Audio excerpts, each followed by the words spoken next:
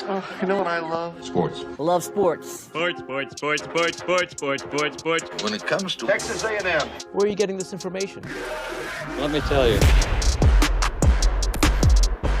Welcome to TexAgs.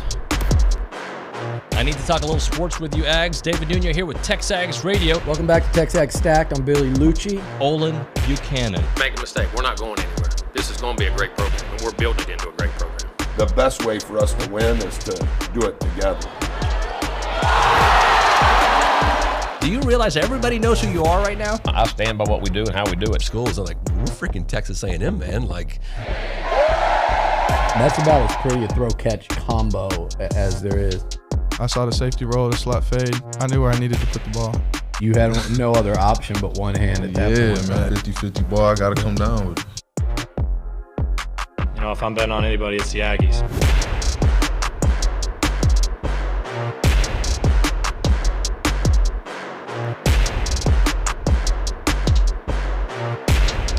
And good Monday morning to you here. Monday, September 18th, 2023. It is TexAgs Radio. We are presented by David Gardner's Jewelers. We are here in the Rollo Insurance Studio. It's the Go Hour presented by the Warehouse at CC Creations. Now, I think there are two schools of thought. One will look at this game against ULM and be like, everything is fixed.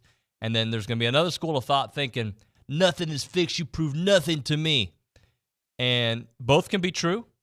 But I'm going to be happy with what I have seen from a very efficient offense, an offense that scores on every drive that Connor Wigman was a part of, and a couple then a little bit later with Max Johnson, an offense that did it against Miami on the first couple of drives and certainly did it against New Mexico to start things off. Olin Buchanan, good morning here on the Go Hour. Good morning. How are you? I'm okay. Good. Yeah. You're over here doing my work, trying to play producer for me. Well, I have a friend who's well connected with she's the publicist for like the Heisman House. Mm-hmm. You know, all those. Yeah. And she's from Auburn, well connected. So I'm trying to use our friendship to see if we can arrange some some big name Auburn guys for a interview. She just told me Bo Jackson's probably not going to happen. That's okay. We're still working on it. Well, that's all right. I do know that we should have Marty Smith on the show this week. We should have Cole Kubelik, SEC Nation, coming to town. So it should be a fun one. Barrett Sallee's an Auburn guy. Got no desire to talk to that dude. Like, look, I don't know him personally, so I don't like to have people's sports takes don't necessarily make them bad people, right? Like, I don't know the dude. He might be salt of the earth. I think he's a good guy. Who's got a vendetta? He's got some. Look. Right now, looks kind of smart. Right now, you really couldn't argue. I mean, A&M, for as good as they looked this week, we still have to put it in context. It was a team that you went into the game knowing that, or feeling that you absolutely should obliterate, and you obliterated and did what you're supposed to do. Moving forward is where you either prove guys like Barrett, Sallee, and others right or wrong. Yeah. Well, let's get into this game here because no Evan Stewart, no Bryce Foster, no Tyreek Chappelle. There were others that did not play in this game. And then some didn't play that much because they didn't have to play that much. But a game that, man, I don't care who the competition is. Every time I watch Connor Wigman play quarterback, I feel like everything that we think this team can do is still so possible. And not just because of him, but because of him, they're going to win some games that otherwise they wouldn't be in OB. And that's the way I look at him. He has been that money. Talk about Connor. Yeah. Connor has been exceptional. I don't know what you could I saw what was last week, the guy said that Connor was like 8th among SEC quarterbacks, right? Yeah. Again, I think he didn't see the game. I think he just looked at stats. Because if you're watching this guy play, and you know what he doesn't do? He doesn't sometimes settling for check down is the right thing to do, and he did that a couple times. But he looks like he's always looking for the big play, and I love that. On the Luchador, I try to express it. The thing that I'm most impressed with, if there are plays where he's facing pressure, and we've talked about this the last couple of weeks, But instead of the quick pass out to the running back who's close to him, he does take that extra second to survey the field. And on 2 or 3 different occasions, finds Aniyah Smith down the seam, finds Jake Johnson. Like, he is not scared to look for the big open guy. And he has done that successfully. Yeah, he had I can think of 2 times in different games. One time to number 9, the new kid that's doing so great. Janae Walker. Walker. One time, I guess that was against New Mexico. And then he had maybe twice in this last game with Aniyah right on the sideline. Yeah. One time I thought Aniyah was out, and then when you watch it on the out of bounds, but then you watch it on the replays, oh yeah, he was in. He was absolutely in. By the way, our interns are doing such great work here, OB. We're going to get through some stats, but one of the ones, we talk about like the percentages of what they're doing. One of the ones that they came up with, Texas A&M's defense, which, by the way, still had some issues tackling, some, not as apparent. Nothing glaring. Right, but some. They blitzed 18.4% of the time, okay, which is good. They didn't have to blitz on this team. 4-man front, 68.4% of the time. By the way, these numbers are basically midway through the third quarter, the stream. But pretty accurate. That's fine because after midway through the third quarter, it was toast. So, and then 3-man front, 31.6% of the time. Yeah, it's probably about 31.6% too much for my taste. But okay, they got the win. They gave up 3 points, so you have to give them credit for that. From an A&M personnel standpoint, they did 4 wide receivers only 18% of the time, 18.6% of the time. They did 2 running backs 4% of the time. 5 wide receivers 2.9% of the time. Their traditional look was 3 wide receivers 44% of the time. Well, first of all, I would think that they're typically going to be running 3 wide receivers. 4 wide receivers last week, I would think you said like 8%, something like that, right? The 4 wide receivers, 18.6%. Yeah, I would think that's even too much. I want a tight end out there when Jake Johnson is making the contributions that he's making. Yep. Plus, when you figure Evan Stewart didn't play and Noah Thomas left kind of early, yep. What does it take to get your best team out there, right? The best. So I'm actually surprised that they had 4 wide receivers that frequently. But again, in overmatched opponents, you can experiment and do the things you want to take a look at. Yep. OB, let's do 3 things we want to see revisited. Do you remember your 3? Because I got mine in front of me. I really don't. I know I wanted to see more moose. Yeah. We got a little bit in a little more moose. And I always want to see pass rush. That's a weekly thing, and I didn't see as much as I wanted to, though. The way ULM goes about it. Yeah. But we were saying, they're trying to get the ball out of the – but let's be honest. There was also some times when that ball was in the quarterback's hands a little bit longer, and you're thinking, you need to get there. But, okay. And they threw 17 times, and I think 5 in the second half. Yeah, they didn't even complete a pass in the second half. Nope, they were 0 for 5. So I can't even remember what the last one was that I wanted to see. I'm sure I saw it because they checked every box. I wanted to see better tackling in the secondary. Okay, here are my 3 things, and you tell me how they did. An actual pass rush from the edge up the middle, blitz, different kinds. Give us C. Shamar Turner every game shows up with a sack. Yeah, but if you got a guy like that who's getting some pretty consistent pressure, first of all, he needs to be out there on every third down. And secondly, somebody else needs to start helping him out. Let me see if I have his Shamar Turner played, according to this, 15 snaps. And you're talking about in the time in the first before 2.5 before the stream cut out, while it was a game. Yeah, like I said, in that game you can do more things you want to because you're going to win. But I would sure hope to see that number double at least double. Well, in SEC games because there's not the same amount of depth at linebacker. Edge Cooper and Torian York played both 27, 26 respectively of the snaps. So part of it is the amount of depth that you have on the front line.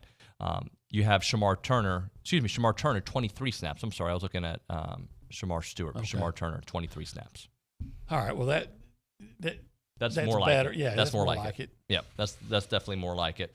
All right, if you want to be a part of the conversation this morning, you can do it multiple ways. You can text us. You can call us, 979-693-1150, 979-693-1150.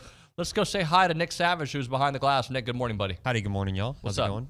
Oh, well, I was just impressed with yeah, I am impressed. I can say that with the offensive performance throughout the first 3 games, because I was curious, and I went back and looked at last year's output through 3 games, and as you can see by that graphic, the numbers are pretty staggering difference. I think it's fair to compare because you've got kind of 2 games that you're supposed to win, and then that Miami game mixed in there. So, I mean, more than double the points per game, 467 yards per game this year compared to 315 last year. Throwing the ball all over the field, 337.3 pass yards per game this season compared to 208 last year. And just I'm loving that 467 yards per game as a total. So always fun to watch this offense now going out onto the field. Well, last year when you looked at the season, you had some major issues or coming into this season from last year that were glaring. Offensive production, check. So far, phenomenal. Like A+, is that fair to say? Are they an A+ offense? Well, no, it's an an A. But you know why it's not an A+? Because the running game? No, not even that. Here's why it's not an A+. Okay. How many times have they settled for field goals? A lot. And that's the difference from an A and an A+. Okay. But complete 180 from last year through 3 games. Yeah, absolutely. Yep. And the other glaring issue was stopping the run. They're doing that extremely well. They're fantastic at it, right? Yes. And it's not like they've taken on teams that Miami's a running team. They didn't have to run very much, but they tried to run against A&M. They did try to run, and they didn't run successfully. I mean, everybody can have a run here and a run there. It's rare that you just go out and hold every team to 3 yards or less for a whole game, right. But over the course of the game, you look at it and you say, hey, New Mexico had 127 yards rushing. But you watch a lot of college football. What offense looks better than A&M's right now? ULM had 127. I might have said New Mexico. What offense looks better than A&M's right now? Yep.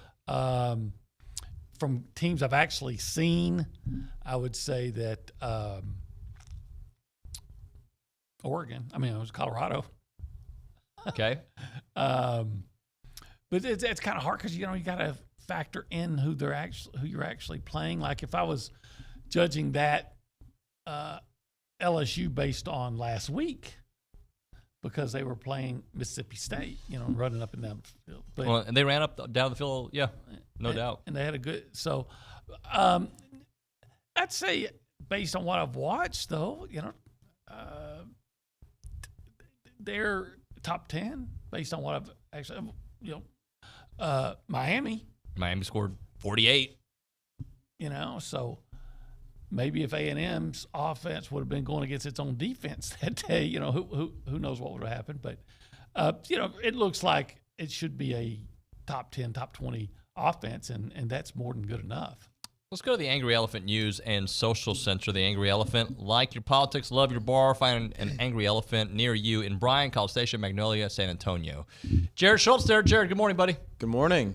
Hey, man, great job on the stats, you and Luke and then Kay, the whole gang. Great work. Yeah, all of us interns got together last night and helped work on all that. So I'm a little tired this morning, but we're getting through it. How long of a project is that? Like a 2-hour project? A little over 2 hours, yeah, but hopefully we get a little more quick with it. But definitely put some time into it. But now I have a lot of things to get to. So cool. Let's get to them. So I saw a text from Susan in OKC, but I was already going to bring it up about Connor's QBR rating. So Connor led the SEC in QBR in week 3, and through 3 games, now he's second in the country in QBR at 92.8.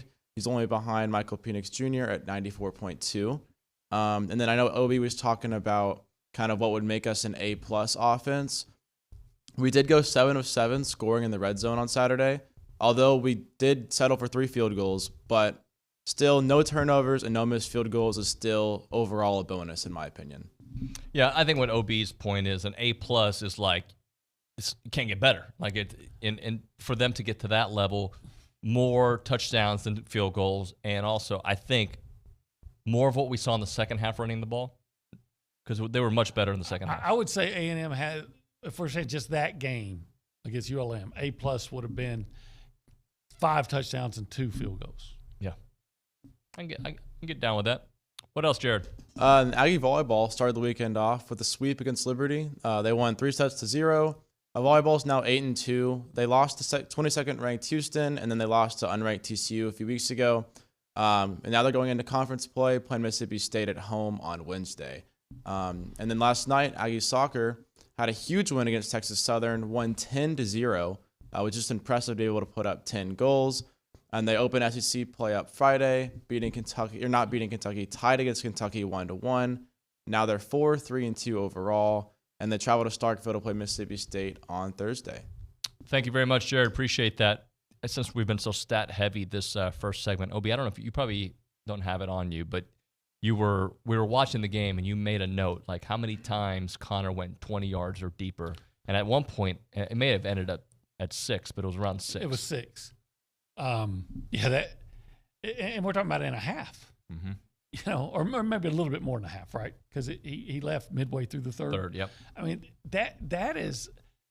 So I was looking it up, and I'd have to look it up again to make sure my numbers are right. Last year, A&M had, I want to say, 36 pass plays of 20 yards or more. I think I'd have to double check, but It's in this neighborhood. 36 all year of 20 yards or more. Yeah. Connor right now has 15 through 3 games. That's on pace for 60 because I know 15 times 4. You're good at math. Yeah. At least that kind of math. That bad. So he's on pace for 60. Well, he may or may not get there, but compared to where they were at this time last year, you know, the difference is remarkable. And like I was saying, Connor is looking for the big play. He throws downfield so accurately. Yeah. I don't know how you can't watch him and not come away just incredibly impressed. So the YouTube page has got a lot of commentary, and hopefully you guys can start liking again because they won last week. People subscribing to the page, not as high. It was interesting. Come on, subscribe. Subscribe because we've got info for you guys. Go to the YouTube page and subscribe. Please continue to listen on the CW, or watching on the CW on TexAgs.com and listening on The Zone. But here's a couple comments there. James Ellis on the YouTube page. Miami's probably the best team A&M will play this year. LSU is next best. Maybe. Not sure. We still don't know what Miami is. And I don't know if we know what LSU. I think LSU is really good. Yeah, because we don't know what Mississippi State is. Right. They looked inept. They did. I'm sorry for saying this. I do think Alabama will figure some things out. Some things they are who they are, right? Yeah.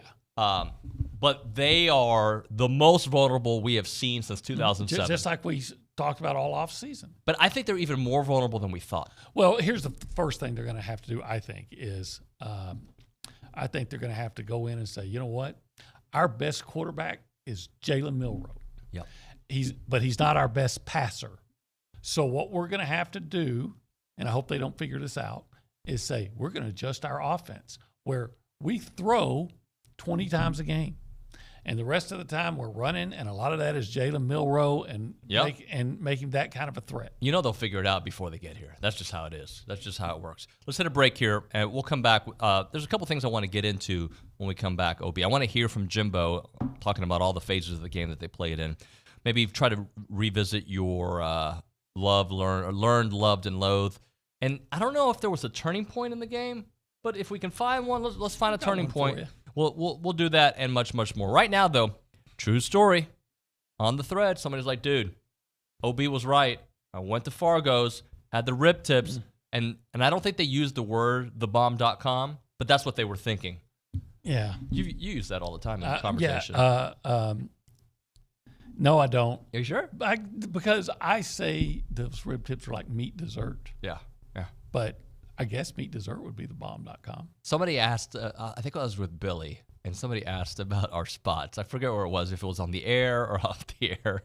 And I made a comment like, I feel like OB's making love to the Fargo's food because you love it so much. Yeah, it's sweet love. It's not sweet like love. It's not naughty. No.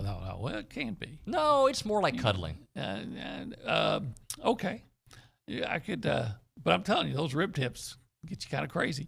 I had a friend named Bill, and Bill and his wife Teresa come down for every game from Dallas, and they went to Fargo's. He was telling me, I saw him Sunday, and he said he had the beef rib, and he went on and on about how good that was. Well, and how big it was, and, So again, we talk about rib tips. We talk about the different specials. Get them early. And you can get the potato every day, right? But he was saying that it was a reminder that they have everything, like that beef rib that he was talking about how much he liked. Fargo's is at 1701 South Texas Avenue in Bryan. Without a doubt, the what? The best barbecue in Texas, which equates to the best barbecue in the world. That's their trademark because it's true. It's Fargo's. Go check it out, please.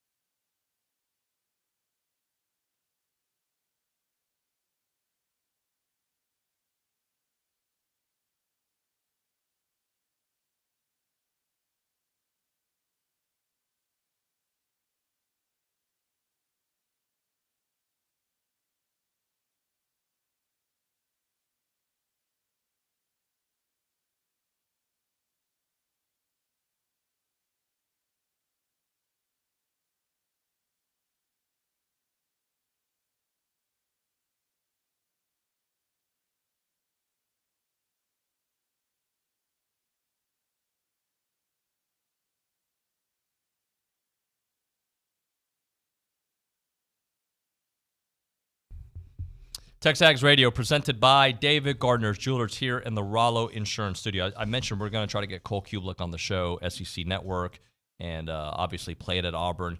He had his tweet where he was breaking down A&M football. By the way, it's the Go Hour presented by The Warehouse at CC Creations. And what Cole said was A&M handled their business. Tight ends were looking good. Liked the two-back sets. Loved the usage of zero. He's big time, Anias, obviously. Walker had some nice grabs. Still issues with pressure. It's recognition. Defense had some coverage issues outside, but 5 showed up again with a huge game. He's on a one-man wrecking crew. He can do it all. They did not tackle well in the open field. Thought the running backs looked good, show creativity in the run game. Little swap zone. Want to see more out of the right guard. Take the W. Big one on deck. Didn't mention Connor and all that. He didn't. Last week he gushed on Connor. He's probably trying to spread the love. Right. Called out, if you can call it that, Leighton Robinson. A guy that he loves. Mm-hmm. A guy called him War Daddy. War Daddy. And I think he tweeted about him 2 weeks ago, recently. So we'll have Cole on the show at some point this week. There's nobody in college football media that I personally respect their opinion more than Cole Kubelik. He explains what is happening. I feel smarter listening to him talk, explain a play. He's phenomenal. Let's listen to Jimbo at the press conference there on Saturday evening. It was a quick game, by the way, even though we were delayed a little bit. Jimbo talking about all the phases of football were played at a high level. All 3 of them, offense, defense, and special teams. I think we scored the first 7 times we had it offensively. Got good balance, managed the ball, spread it around, made good decisions, got the balls to tight ends, backs, receivers, ran the football, protected pretty well. Defensively, played well, gave up 3 points on the day. They hit 1 deep ball on it, got down, they managed that, and the rest of the day I thought they did a really nice job. Special teams, we covered kicks well, kicked field goals we hit. We hit those well, hit 1 good 53-yarder, which was great to see. We had 1 punt on the day, got it down to the 1. Nick always does a great job of, as I say, Aussie punting that thing, and he's got a way to stick that thing, does a good job. So it was a very efficient day, what we needed. Had a good practice. Now we got to get ready. Got the season beginning next week with SEC play, and got a really good Auburn team coming in here. So, but proud of the guys. Got to play a lot of guys. Got to play a lot of different guys. Got more reps for guys because it's better to get those guys on the field. The more you get them out there, the better it's going to be as the season goes on, because you got to keep building your depth. And like I say, you're going to have to play those 2s and even those 3s as the season goes on. And so everybody's got this bad pit in their stomach because of what happened against Miami. But doesn't it just feel better overall? I know they lost a game it was sickening, the tackling. But let's just remember where we were a year ago. And even the games that they won were man, they're underwater offensively. Well, it's definitely more fun with an offense that can score and a quarterback playing really well. But you're still 2-1.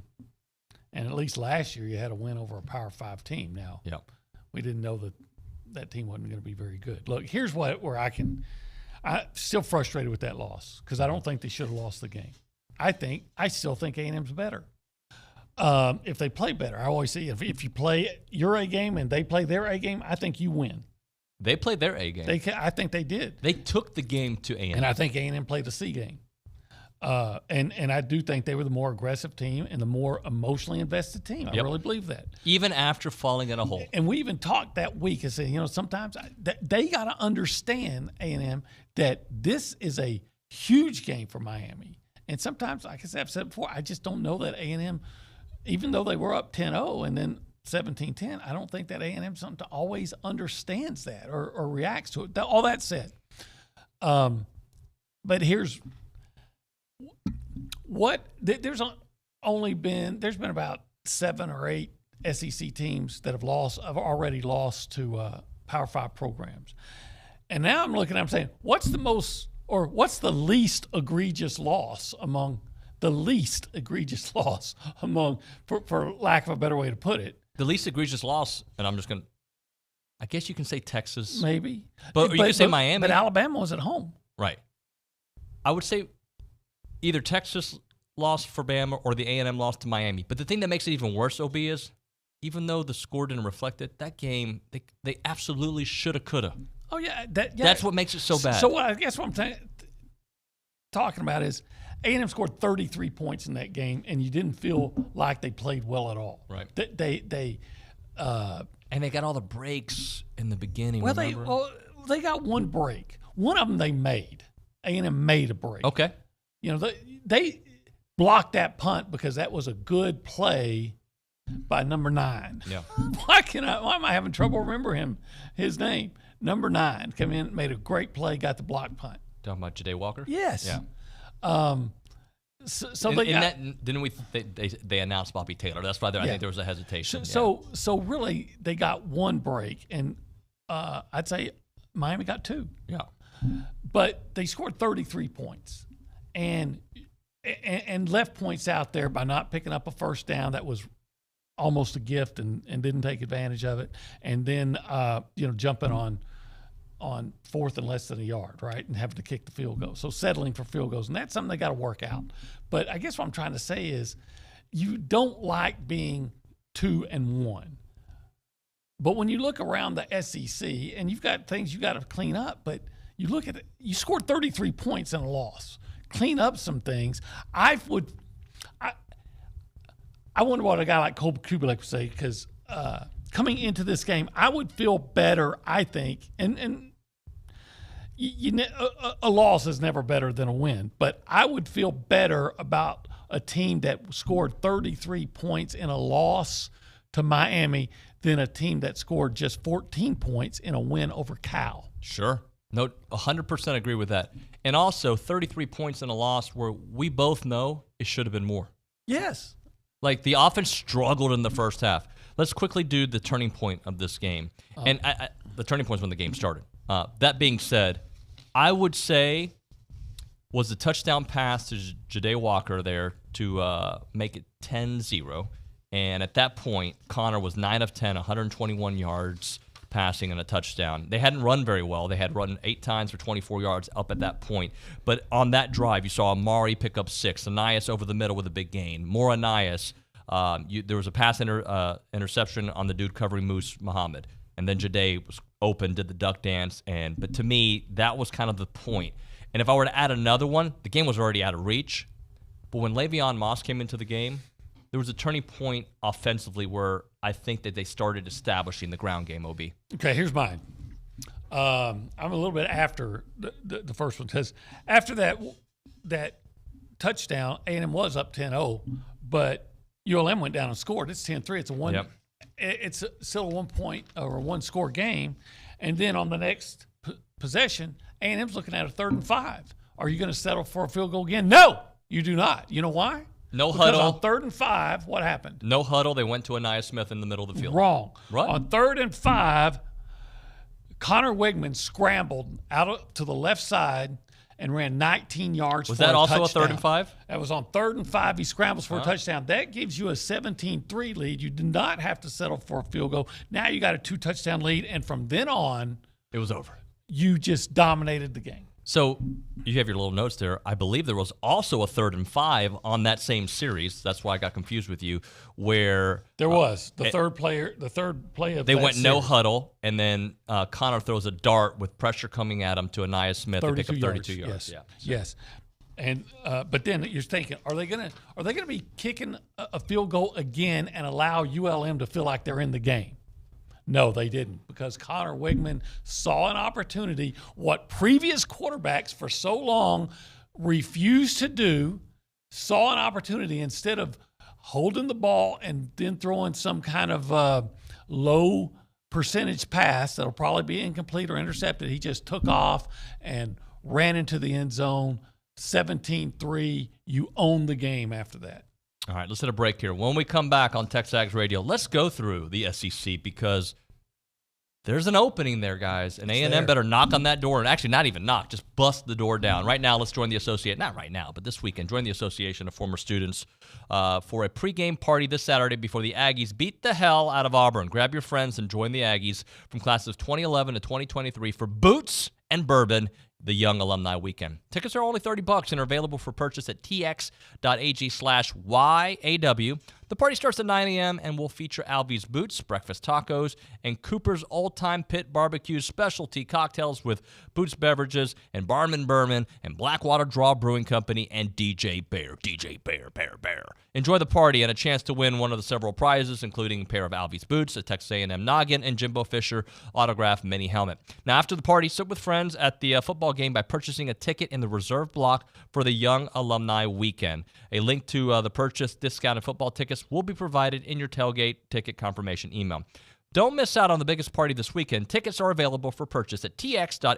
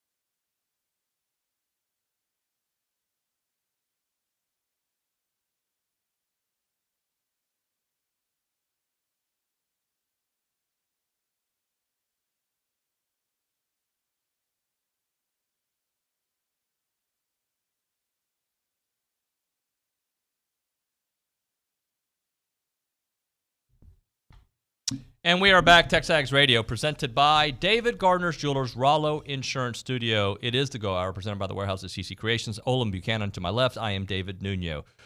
OB, let's go around the SEC, shall we? All right, let's do it. Because when you go around the SEC, who's freaking good? I mean, Georgia's good. Yeah. But are they? Oh, I think so. But they're not the Georgia we've seen the last 2 years, well, right? maybe they are, because remember, Georgia did have some close calls last year. I think Missouri, they were in the fourth quarter, or even maybe it was against State or somebody like that. So Georgia still looks like the team that says, okay, oh, wait, it's close. All right, we got to play now. But like Missouri, when they decided to play, they ended up dominating. Yeah. You can say the same thing about the second half of the game with South Carolina. Yeah, but it's still what they scored, outscoring what? 21-0. 21-0, okay. That's a beatdown. Yeah, it is. But I don't know that they are at least exhibiting the explosiveness yet. And they're not as good on defense. They're good, but they're not as good as they were. I want to ask this question out loud because I'm wondering, is NIL and the transfer window really leveling the playing field more than we have ever seen? And now it's year 3 of it, and now it's like really apparent because like I thought South Carolina was terrible. They were pretty good. Florida, I made up my opinion on week 1, and I don't know if I can make up my opinion after the Tennessee game, but they do some things really. They have a great defensive front. They have a very nice defensive front. So like these teams that I thought were going to be terrible, I think everybody's very similar to each other. Well, I think Florida still, when it's said and done, probably going to be, fighting just to be bowl eligible. But I am kicking myself for taking Tennessee because we talked about last week. Florida has a good defense. Yeah. And here's what they did offensively. And this is the key for Florida, is Mertz didn't throw interceptions. If you look at him in his career, he's actually had several games. Yeah. Tons of games, not tons. He's been fairly consistent about racking up yardage, even when he's at Wisconsin. But the interceptions, he's so prone to interceptions, and he didn't throw any against Tennessee, I don't think. Yeah. So, but I defensively, Florida's good, and Tennessee is not. It's just they're not as explosive as they were last year, and they can't be. Well, OB, you touched on something that has been really bugging me. Going with the favorites, I've gone with way too many favorites this year. And my gut, there's a couple games this weekend, my gut was like, I think BYU is going to beat Arkansas. But I didn't. But, yeah. My gut told me that, and I was like, but wait, it's freaking SEC. They're at home. I think every once in a while, go with your gut, not with what you just because it's the SEC. Because this is a different year than we haven't seen in a while. Yeah. It's as an A&M follower, I haven't seen it at all. Yeah. And you probably have to go back into the early 2000s to see again, and maybe before, but see a time when when SEC teams were losing as many non-conference Power 5 games as they are this year. 2 years ago, I said on this show, when I first started, I said, I think we're getting, and it was when Bama lost to Georgia, so not even 2 years ago. I think I made a comment to the effect of we might be done with Bama's dominance. And I forget if it was Connor O'Gara. Somebody was like, are you ready to go on the record about that? I was like, man, I don't know if they're going to win another championship. I say that to you thinking, what is the bottom of this year's Bama team? Is the bottom an 8-4 team? Is the bottom worse than that? Is the bottom 9-3? Because I look at this team, and because it's Nick Saban, because the amount of 5 stars that they have, I'm like, they're going to win some games that they shouldn't. And maybe the South Florida game they won because maybe they shouldn't, even though they had all the talent. South Florida's terrible. But what is the bottom of this Bama team? Probably 8-4, but ask me that next Monday, and I'll give you a better answer because they got Ole Miss this week. But I think when it's said and done, they're going to be a good team. But without a doubt, they're not a team that is going to intimidate anybody. Yeah. They appear, they're huge on the offensive line, but appear to be slow. They have good receivers, but I don't know that they have, oh my God, great receivers. NFL caliber, but not like they've had. Running backs are good. good, but they're not like the guy they had last year, the fast guy transferred from Georgia Tech. And the quarterback's not even close to what they've had. And defensively, Dallas Turner's still a good player, but Dallas Turner is not the threat he was last year without Will Anderson on the other side. It makes a huge difference, 100%. And an 8-4 Bama team, what does that do to Nick Saban? Does he just go into the portal super heavy and he's going to find that quarterback? Because they tried to find a quarterback this year. It just didn't work out. Or do they not have the funds? Why does Sam Hartman not consider Bama? I think they went after Tyler Van Dyke, but Tyler ended up staying there. Yeah. And look how good he looks right now.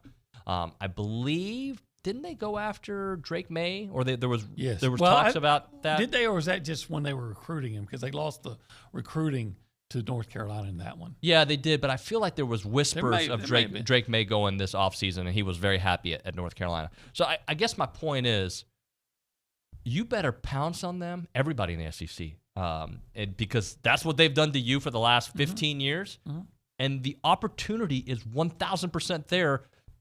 I do think they're going to figure some things out because Nick Saban's too good of a coach. But Tommy Rees, is anybody impressed with him as an offensive coordinator? No, and and he may be great, but I always thought you're at Notre Dame playing mainly a weak schedule and ACC teams. You should look good as an offensive coordinator. And I'm not saying he's not, but I think he has something to prove himself. So you should look good as an offensive coordinator. Tyler Buchner never scared anybody at Notre Dame. Ty Simpson, look, here's part of the problem. I'm going to be very honest with you. You've got different types of quarterbacks, and you're asking them to do the same thing. What is Jalen Milroe good at? That's what I was saying earlier. He can run. He can run like a son of a gun. He throws a pretty nice deep ball. Remind me, because I wasn't doing this show when Jalen Hurts was a quarterback. Did they tailor the offense for Jalen Hurts a little bit more? I can't say that they did because I didn't follow them on a consistent basis. But he did a lot of things that he does well, correct? Yeah. And then Tua came in and they changed it up a little bit. They threw more. Yeah. You tailor it to your offense. And I think Jalen Milroe, from what we've seen, maybe Ty Simpson long-term will end up being a really good quarterback, right? And I think Eli Holstein, if he ever plays, right? But Jalen Milroe gives them the best chance to win. But there must be some kind of disconnect with he and Nick Saban. Well, I know this. If Jalen Milroe doesn't start, doesn't get back in the starting lineup, first of all, they're not going to be as good because I think he's their biggest threat offensively. Yeah. And I would think that he would transfer as soon as that this would be his last season there. I don't know that, but I would think he would. Yeah. Let's before we hit a break here, let's go to the Angry Elephant News and Social Center. Jared, there's a text from John from San Antonio. It looks like it's a novel. Let's try to get part of it in here. John's a good dude. Let's John go. from San Antonio says, y'all are putting way too much stock into 2 touchdowns Miami gifted us in our only real game this year. To already be declaring the offense as an A or A+. Doesn't matter what you do against New Mexico or ULM. Stop. True. Thank you. Let me just say this. Do you not remember what the offense looked like last year? It is night and day, right? I'm not saying this team's going to score 100 points a game. But this team, what did they do in the second half of that game? They made adjustments, and they moved the ball at will. In a game, by the way, they were within a score in the fourth quarter. Hey, John, do you remember the game against Auburn last year? They went backwards in yardage. I want to say that Edgerrin Cooper had an interception, and somebody else had an interception. Might have been Damani. But there were, I believe, 2 interceptions in Auburn's into the field, and A&M did nothing with it. If you get a break, and again, one of those short fields was A&M created. Right. It was not a gift. A&M blocked that punt. It was a good play by Walker. But I get what you're saying. You didn't have to go far to get them. A&M has, in previous recent history, has had situations where they've got some breaks and couldn't convert. Part of being a good offense and part of getting an A as an offense is when you get an opportunity converting on them. Look, if your quarterback through 3 weeks of the season is number 2 in QBR, and your team, what are they ranked scoring per game? Is in top 15? Is it? I don't know. I thought you guys had that stat. It was like, okay, it's high. Okay, if you are doing that through 3, yeah, a couple of those are cakewalks. I get it. But you also did score 33 on Miami. 12th, thank you, Nick. 12th in the country. Yeah. I don't know what to tell you. Like, we got to hit a break, but it's a. If you want to give it an A, that's fine. I'll give it a B plus. Like, the actual grading system starts now. That's true. The real grade, like this is your final. The finals are coming up, and if you do nothing in SEC play, you're right. Like, I'm looking at it from the lens of what we saw last year against the same types of opponents in the first 3 games, and it's night and day. Yeah, I wish you was here. I'd say, okay, John, what based on what you've seen against the schedule they played, what would your grade be? I bet you he'll send his grade here in a minute, and I'm not mad about it. Like, look, we can be critical. It's fine. Oh, I think we've been quite critical. But I am way more worried about tackling and defense than I am about this team, who I think is going to routinely put up 35 points a game. All right, let's hit a break here. I'm not exaggerating when I say that QC Kinetics can change your life. I don't like the way I say QC Kinetics there. There we go. That sounds more like it. You can live again without that chronic joint pain and without drugs or surgery, and it's doing wonders for people all around this area, guys. Advanced regenerative medicine, they take your body's own concentrated healing properties, put them right back into the joint to repair and restore that damaged tissue that's causing all that horrible pain. And the patient satisfaction reports are astonishing. Finally, real alternative to the old ways of dealing with pain. And unlike surgery, there is no downtime with QC treatments. If you have constant pain in your knees, your hip, your shoulders, your back, you need to call and get a free consultation from the medical professionals at QC Kinetics today. Imagine this fall, moving around pain-free, doing the things that you love again, like walking, hiking, playing with your grandkids, jumping rope. That's OB's favorite thing to do. He does it all the time. Call QC Kinetics and see how the latest in advances in precision regenerative treatments will take care of you. Attack that pain as soon as possible and living the best life that you can. That's what they do there at QC Kinetics. They want to take great care of you, and I'm telling you, you will notice the difference right away. The phone number for QC Kinetics is 979-452-6000. QC Kinetics, 979-452-6000. That's 979-452-6000.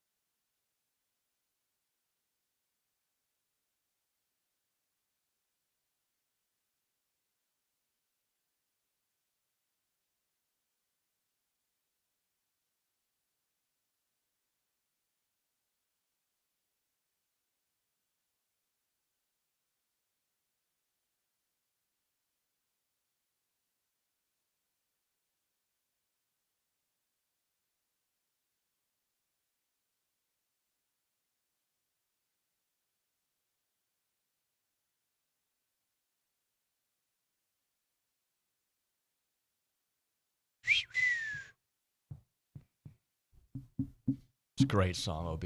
Yeah, I told you. It's meaningful to me. That was playing. I went over that cute senorita over there, and I said, hey, would you like to dance?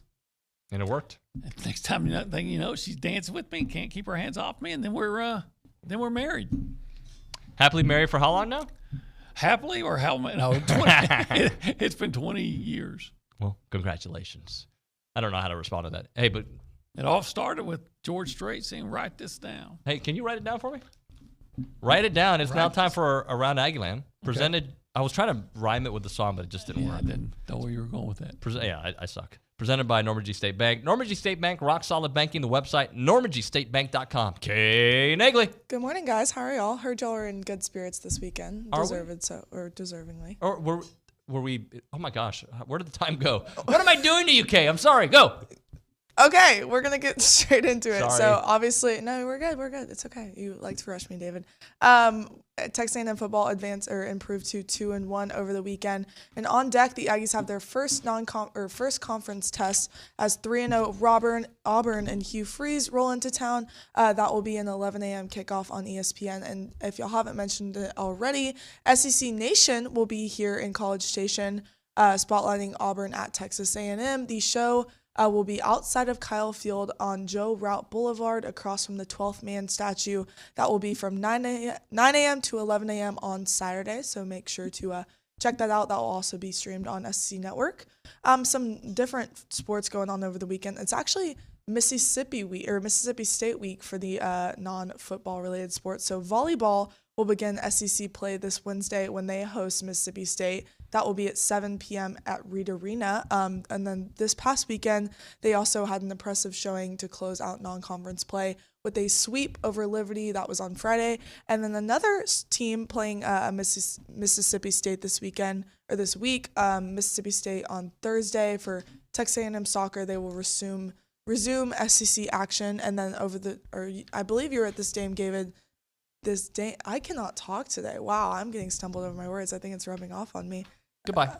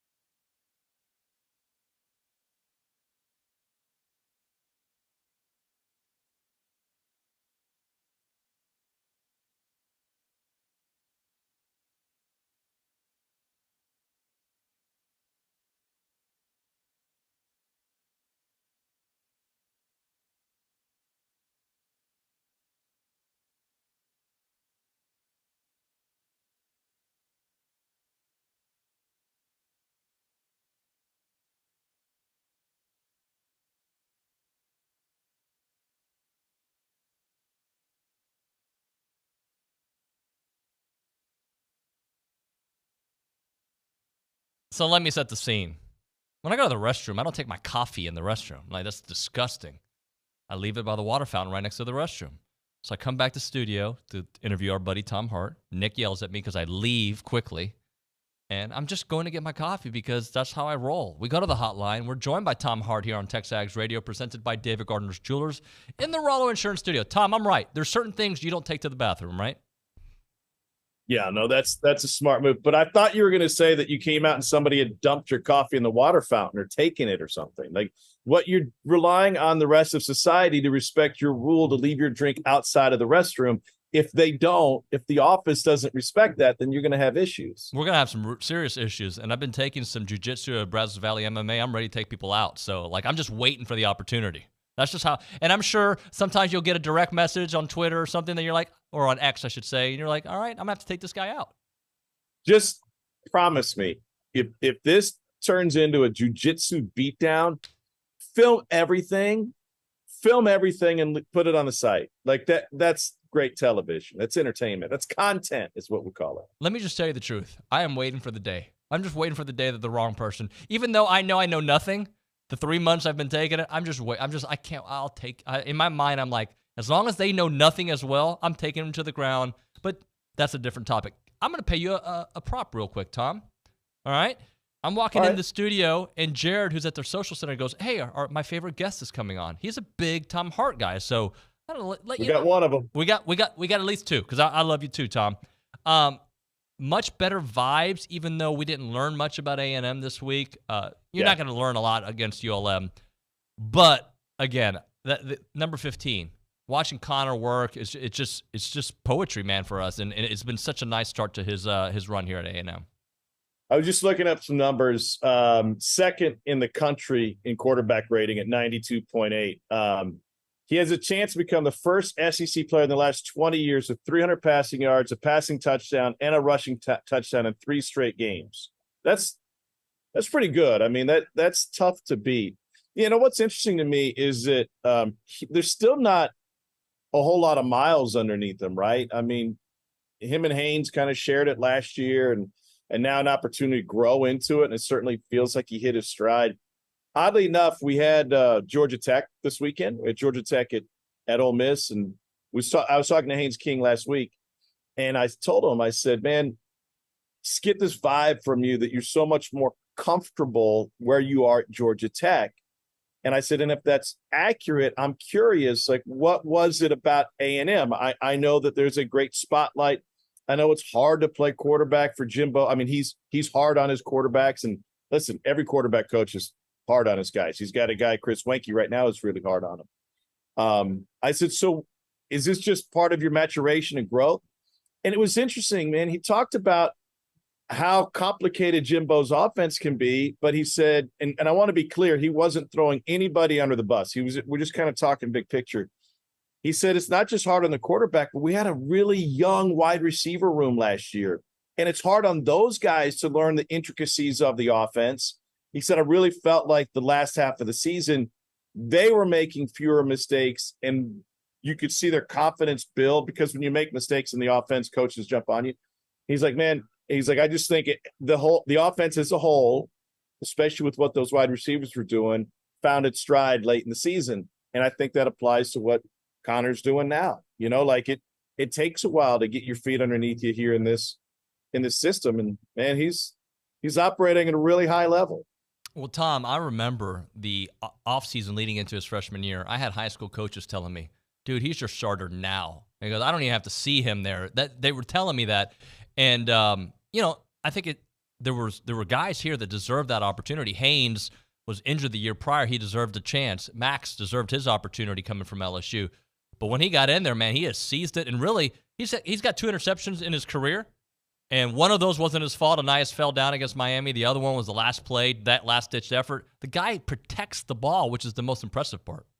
Yeah, and the most important thing. So what have you seen? Like, how does that impact the rest of the team? You know, how does having a guy back there who they have ultimate confidence in, how does that impact the rest of the unit? I got to think that they're flying high, right? Yeah, they are flying high. And we've had several guys come in studio for interviews, and they're all very similar to the effect of, you know, I use the term Connor is that dude.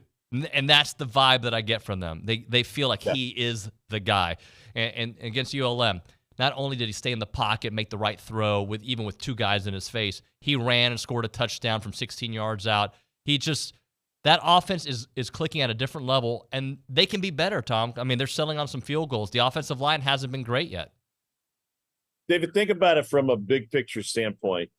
The SEC right now has, I don't want to say has a quarterback problem, but when you look at the sluggish start for this league in out-of-conference games, and you look where other leagues are, it's evident that there are elite quarterbacks. I mean, shoot, the Pac-12's got one at Washington. They got a Heisman Trophy winner at USC. They got a superstar first-rounder at Colorado, and that's just one league. You know, Notre Dame's got a great one. Miami's got a great one that you saw firsthand. Having an elite quarterback in this league gives A&M an advantage, gives them a heads up, a leg up on everybody else. It's found this nugget. Okay, so there's only 5 SEC teams undefeated. That's the fewest to start 3-0 since expansion in 12. Now, the previous 2 times it happened, 19 and 17, an SEC team won the national championship, LSU in 19 and Alabama in 17. So it doesn't mean that the sky is falling, but I think what it provides is an opportunity for a one-loss A&M team to find its footing and to go on a roll, because all the goals are still out in front of the team. I mean, it's evident. And now the West is wide open. And so make your way to Atlanta and anything's possible. Do you think the league is down, or is it just more parity? What do you think it is? Or is it what you just said a moment ago, the quarterbacks haven't really emerged yet? Well, I think we just have to shift our mindset a little bit. I mean, of the 5 teams that are undefeated right now, 2 of them, Auburn and Missouri, were picked to finish second to last in their respective division. Ole Miss was picked to finish 4th in the West. Kentucky was picked to finish 4th in the East. So it may not be the names that we expected to be there right now, but that doesn't mean the league is down as a whole. I think you're going to continue to see those headlines, though, because it's why the league has struggled, right? Why has Alabama struggled? Poor offensive line play and undecided on a quarterback. When's the last time you said that about Alabama? So that's what it's easy. When quarterback play is lacking, it's easy to point a finger and say, hey, look how bad they are. Look how much growth they need. If you flip it and you have a team that has an elite offense and a porous defense, that doesn't get the headlines as much. So I think it's just easier to locate the struggles when the quarterbacks haven't been elite to this point. Tom, how bad of a season can Bama have? Like, are we talking, like, is 9-3 a disaster for them? Is 8-4? Can they figure it out? I mean, is it just the quarterback? From what you've kind of seen in highlights and whatnot, what do you think is going on? Yeah, that can be a 3-loss team, and I didn't think I was going to say that after week 1. They're on the quarterback situation is the most pressing because the 2 guys they played Saturday, Buckner and Simpson, were horrendous. Now, for not always their fault, a lot of different reasons, but Buckner's throws, he just looked like a quarterback playing with zero confidence, which is also, by the way, what we understand had been plaguing Ty Simpson early in the year and through last spring. So Jalen Milroe's the answer at quarterback, even though it's a reluctant answer. They just got to get on the same page there. You know, it's weird that Simpson would be the number one, the Jalen Milroe after this weekend would be the number 1, and it's evident, yet they didn't play him a single snap on Saturday, right? And then Lane's poking all these holes in what they're doing defensively, saying that Kevin Steele's not actually calling the defense, which, you know, I think Lane would have a good idea based on his film study because he knows Kevin Steele really well. Tavares Robinson, DB's coach, he knows him really well. He claims that he's the one calling the defense. Yeah, it can be bad. And here's the other thing to keep in mind. When you're a program like Alabama and you start to show cracks, the bullseye on your back gets even bigger, and people want to take you down. I think the Ole Miss-Alabama game is going to be fascinating. And I think Ole Miss can absolutely go into Tuscaloosa and win that game. Talking to Tom Hart here on TexAgs Radio. Tom, any team I had an opinion of, I don't know. Like, I mean, kind of with the same theme. I thought Florida was going to be horrendous, and they may end up being horrendous. But that defense looked really good, and Tennessee isn't what Tennessee was. Like, is that maybe a fair way of saying it? Yeah. I got a Heisman vote last year, and I didn't have Hendon Hooker on my final ballot. I didn't have my top 3.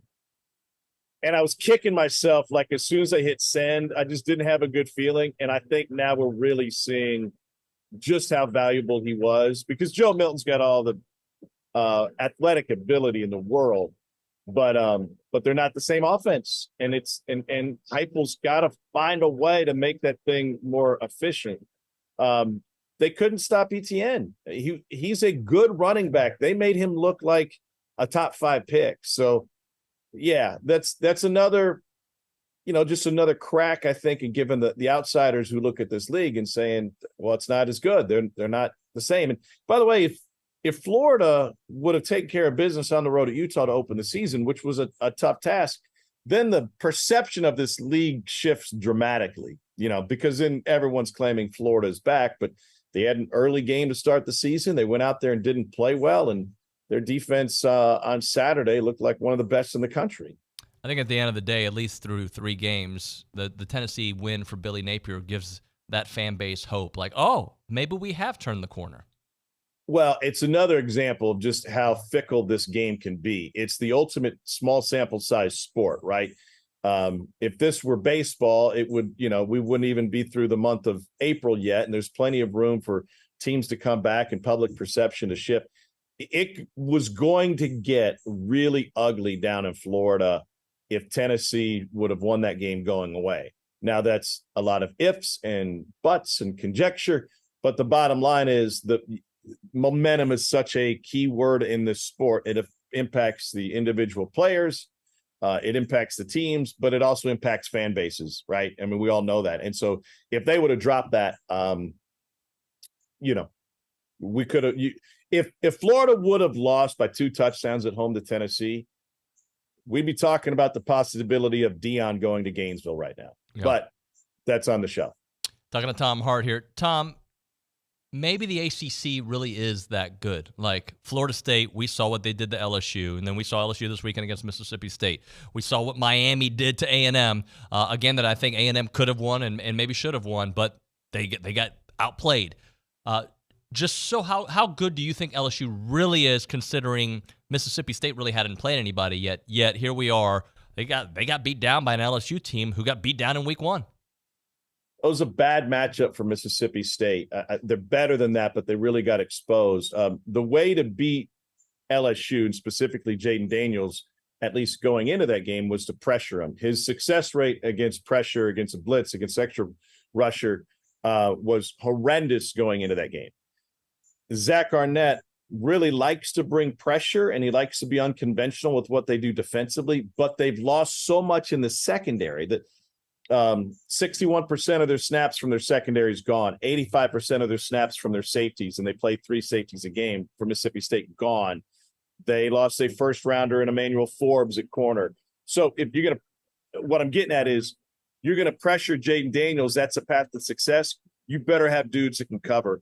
And I'm telling you, David, every time there was an LSU big play and I looked up, it was when State was bringing an extra man and Jaden Daniels was able to convert. I mean, he was incredibly impressive. And they started using Harold Perkins, like back to what Harold Perkins was late last year. Matt House, their defensive coordinator, they kind of figured out, hey, listen, that experiment wasn't great. It didn't work. We can't put them in those positions. So I think LSU can be really good. I think Florida State can be really good.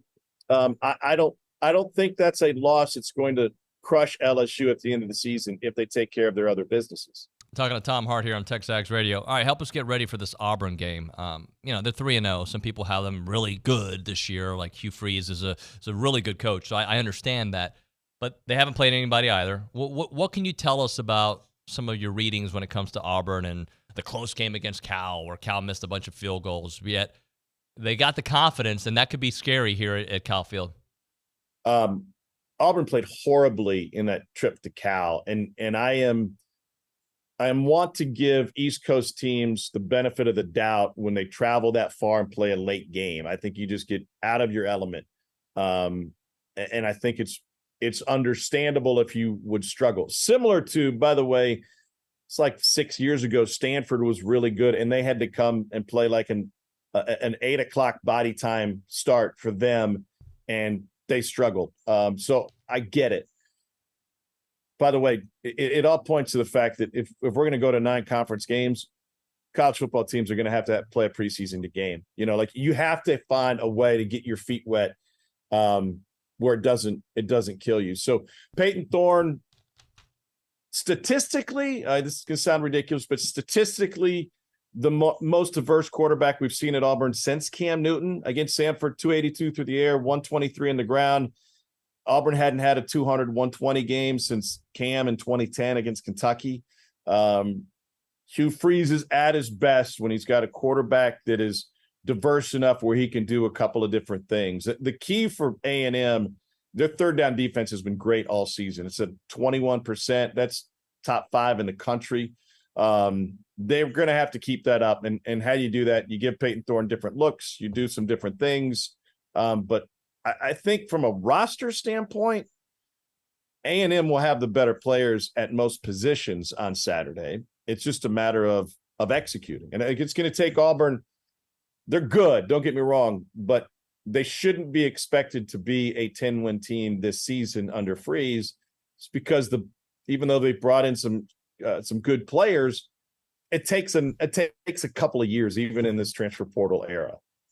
Tom, let's close out with Arkansas. I don't know what to read with them, man. Like KJ Jefferson's solid, but they lost a lot of good players. Rocket Sanders not being there obviously hurts them. Just your read on Arkansas so far.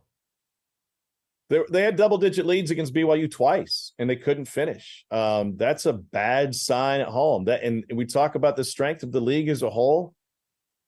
There may not have been a whole lot of people watching Arkansas BYU like it wasn't a national headliner, but that's the kind of game that impacts the conference going forward. Like that gives you credibility if you hold on to that one at home. KJ didn't play in this game last year. 2 years ago, he did pretty well when they were in Baton Rouge and came away with a win in a low-scoring game. They've got to have Rocket Sanders on the field. I mean, I haven't seen that Arkansas has enough pull away wide receivers, guys that are real difference makers. And traditionally over the last couple of years, they've been good utilizing versatile players, getting their running backs out in the passing game. Trey Knox is great at it. They could line that dude up anywhere. Without Rocket Sanders, they're a much different team. And that directly impacts KJ Jefferson, who is a great dual threat quarterback, but all of the eyes are on him right now. That is Tom Hart, SEC Network, ESPN, you name it. Tom, thanks for the time. When you come in the Call Station, man? Hopefully soon. Hopefully. I'm holding out hope. I can't wait for the game release today. I wonder if maybe I don't know. I'm wondering what that start time is going to be at Jerry World for A&M and Arkansas. So fingers crossed. Fingers crossed. That's been an awesome game over the years. I've always wanted to call it. And knock on wood, we get a good start time there and get in there. I hope to see you, man. Thanks so much. All right, David. See you, bud. Later, bud. Tom Hart here on TexAgs Radio. Let's hit a break. We'll come back. I think Billy will be joining us. We'll get to your text messages there and check in with all that on YouTube and, of course, on TexAgs.com. Right now, Milliken Reserve, a farm-to-table community. They are in College Station. They got homes, they got trails, they got wide-open spaces, and they've got a mission to build a healthy community around nature. So if you're into living a long time, go enjoy nature, guys. You can walk, enjoy sunlight, enjoy walking, enjoy just hanging out with your family in nature, and that's what you can do there at Milliken Reserve. Sure, you can buy a home out there and love it, and I think generation after generation come back, and you're going to love that exact same place because that's what they do. They want to keep it the exact way you found it. But if you don't live in the area or if you don't live at Milliken Reserve, you can go there and hang out and enjoy the 2,600 acres of open space, farms, and trails out there, an extensive network of trails throughout a wooded landscape. It's just an awesome place to see all the animals you can imagine, from the white-tailed deer to the songbirds to the rabbits to the turtles, and it's just a place that provide a natural setting for people to connect and come together. You can go hiking there, biking, canoeing, kayaking, equestrian trails, evening yoga, the summer camps, the music festival tours, the farmer markets, and the farm tours. The website's easy to remember, millikenreserve.com. Again, that website, millikenreserve.com.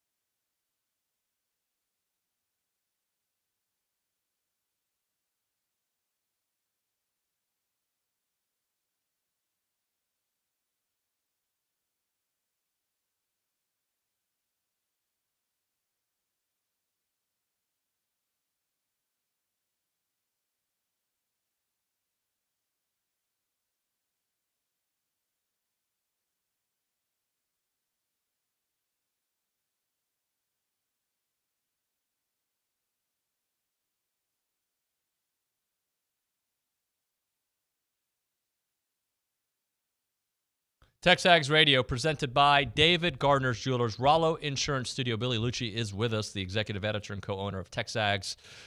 Billy, good morning, buddy. How are you? I'm good, David. How are you? I'm good. I was just bragging a moment ago about these stats our interns have put together. We're going to kind of go through some of those things. I know you don't love a broad question, but just initial... But just give me some initial takeaways from this weekend of where where you feel things stand. You know, kind of like we said yesterday, David, what would you have wanted to see from a team coming off a pretty tough, and Connor was in here yesterday, he said, well, no, it didn't shake our confidence at all. You know, we've actually basically he was saying they walked away feeling like they didn't play well enough to win, and that was the only reason they didn't win. And you like hearing that, and look, I wouldn't really argue with that. You know, I think that had that game even as it stood been played multiple times, A&M could win that over again. They finished the first half outright. Who knows? You know, that there's a world that very quickly that Aggie team could have been up 31-14 a drive into the third quarter. It could have been just like that. But with that said, coming off a tough loss on the road, playing at home against a G5 opponent, another weather delay, and you come out and just handle business. The offense scored 47, gained well over 500 yards. The defense came out, gave up only a field goal, barely over 200 yards. Both sides of the ball were dealing with a significant amount of injury attrition. Offense without Bryce and Evan, and then very shortly into that without Besantis and Noah. So you were essentially without 4 of 11 starters. Defensively, you were without 2 of your starters in the secondary, although I think we'd seen more of Jacoby Matthews anyway, but you were without a starting corner and a starting safety, and probably your third corner in Javon Thomas.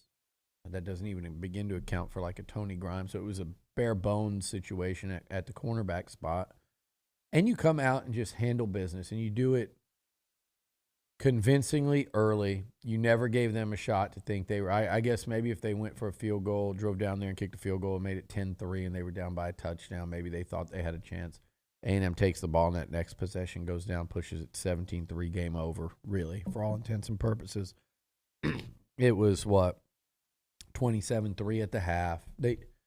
It was a very good performance by A&M against an inferior opponent. That's 2 times out of 2 that the Aggies have gone out and dusted a lesser foe and ended the game by halftime, which we don't always come in here, and we're not always fortunate enough to come in here and talk about that. A lot of times we'll come in here and have reason for frustration after those type games. And by the way, you've seen that all over the SEC this year, where they play lesser teams and find themselves in closer games than they need to. You look at Tennessee and Austin Peay. You look at Alabama and South Florida. Now, do I think South Florida is better than ULM? Yeah, but this is not the South Florida team that used to be in the national rankings. I mean, it's not a good football team. You see it with other squads around the SEC as well. Heck, Georgia's gotten off to a slow start somewhere along the way this year against a really bad team. So the fact that the Aggies are blowing these teams out, I don't think it's simple enough or fair to just say, well, they're doing what they are supposed to do. I don't think it's fair to say from anyone, fans. I don't think even former players, because it's like, how many times have you guys been in such games where you've struggled? Because I can think of Nicholls State coming in here and taking A&M to the fourth quarter. I can think of McNeese State coming in here and taking A&M to the fourth quarter. I can think of Texas State coming in here and almost beating A&M. I can think of slow starts against teams like Sam Houston and Texas State. I can think of, Fresno State taking the Aggies to overtime. And that goes without saying, we don't even bring up Arkansas State and App State.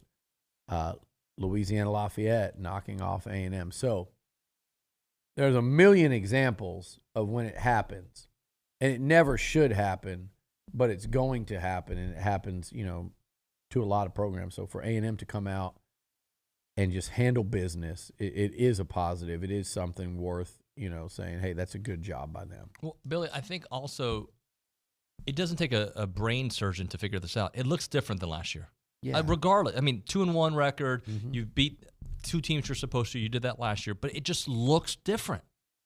Yeah, it does. And I'll tell you what else. I was thinking about this offense the other day. And look, here's my 3-game takeaway.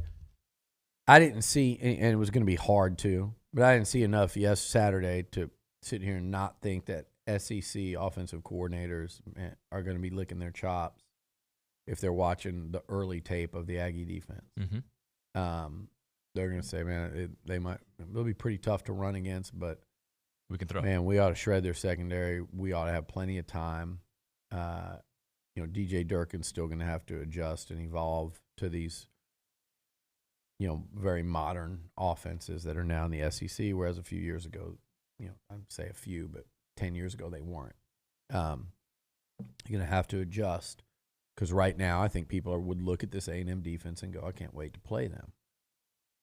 Nothing we were going to see Saturday would change that. What encouraged me is seeing more number 2, more number 92, more number 6, more number 40, some of number 25. That's Jacoby Matthews, Malik Silla, Eni White, Martrell Harris, Dalton Brooks. Speed, athletes. I don't think there's enough of them somehow. at the kind of the along the edges and in the back seven, and you saw them, I think, making a conscious effort to get more of those guys on the field. So that part was encouraging. But offensively, like you said, it just looks different. And so does their approach as a team. Yep. The way they came out after a bad loss and a weather delay, and they didn't slug around. They came out and looked like they were out there wanting to play football, having fun, and executing.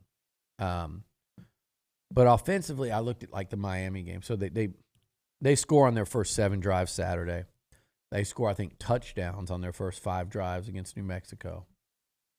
And they come out against Miami, and they score 10 points on their first 2 possessions. And I know one of them was short, but it doesn't matter. It's what it is. Whether they had to go 15 yards or 45 yards, they did it, and they did it, made it look easy. And then they came out the second time and drove all the way down inside the 10-yard line before having to settle for a field goal. So they've been fast starting, which is another thing we haven't seen in recent seasons. But another thing I've noticed about this offense, they had a bad day against Miami.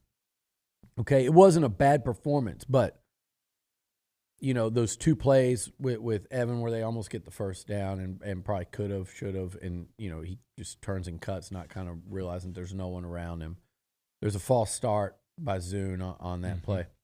You turned it over 3 times. Now, one of them was kind of a heave it up to the end zone, but the other 2 were a fumble on 3rd and 1 and an interception where your wide receiver just slipped, on the paint, the midfield.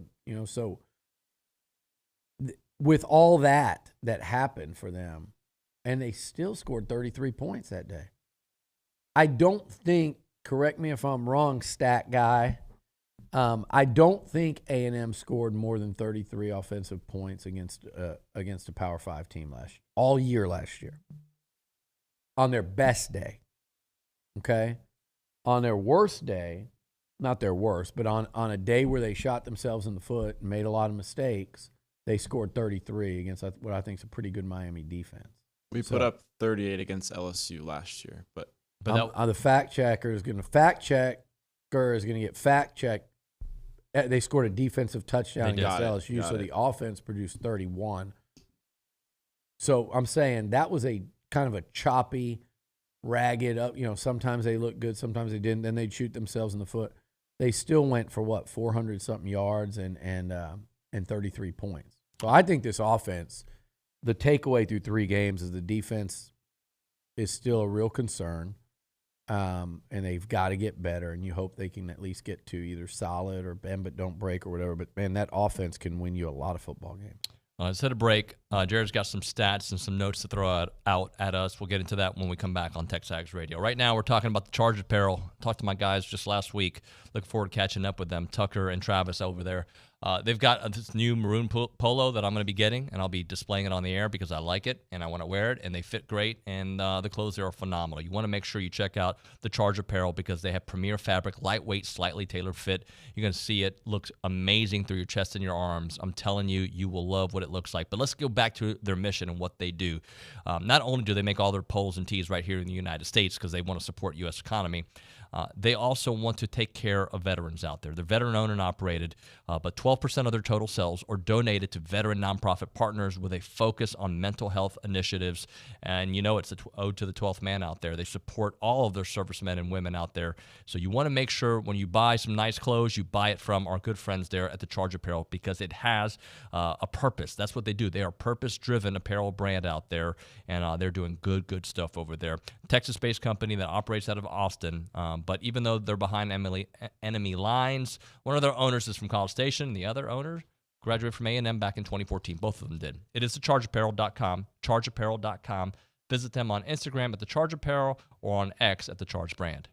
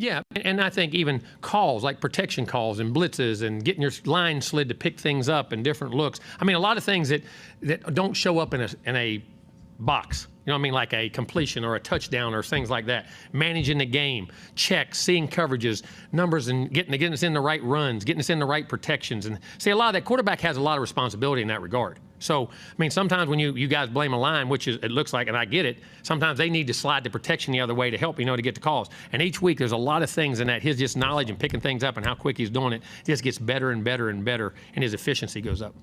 All right, that is Jimbo Fisher breaking down Connor Wigman's game. It is TexAgs Radio, presented by David Gardner's Jewelers, Rollo Insurance Studio.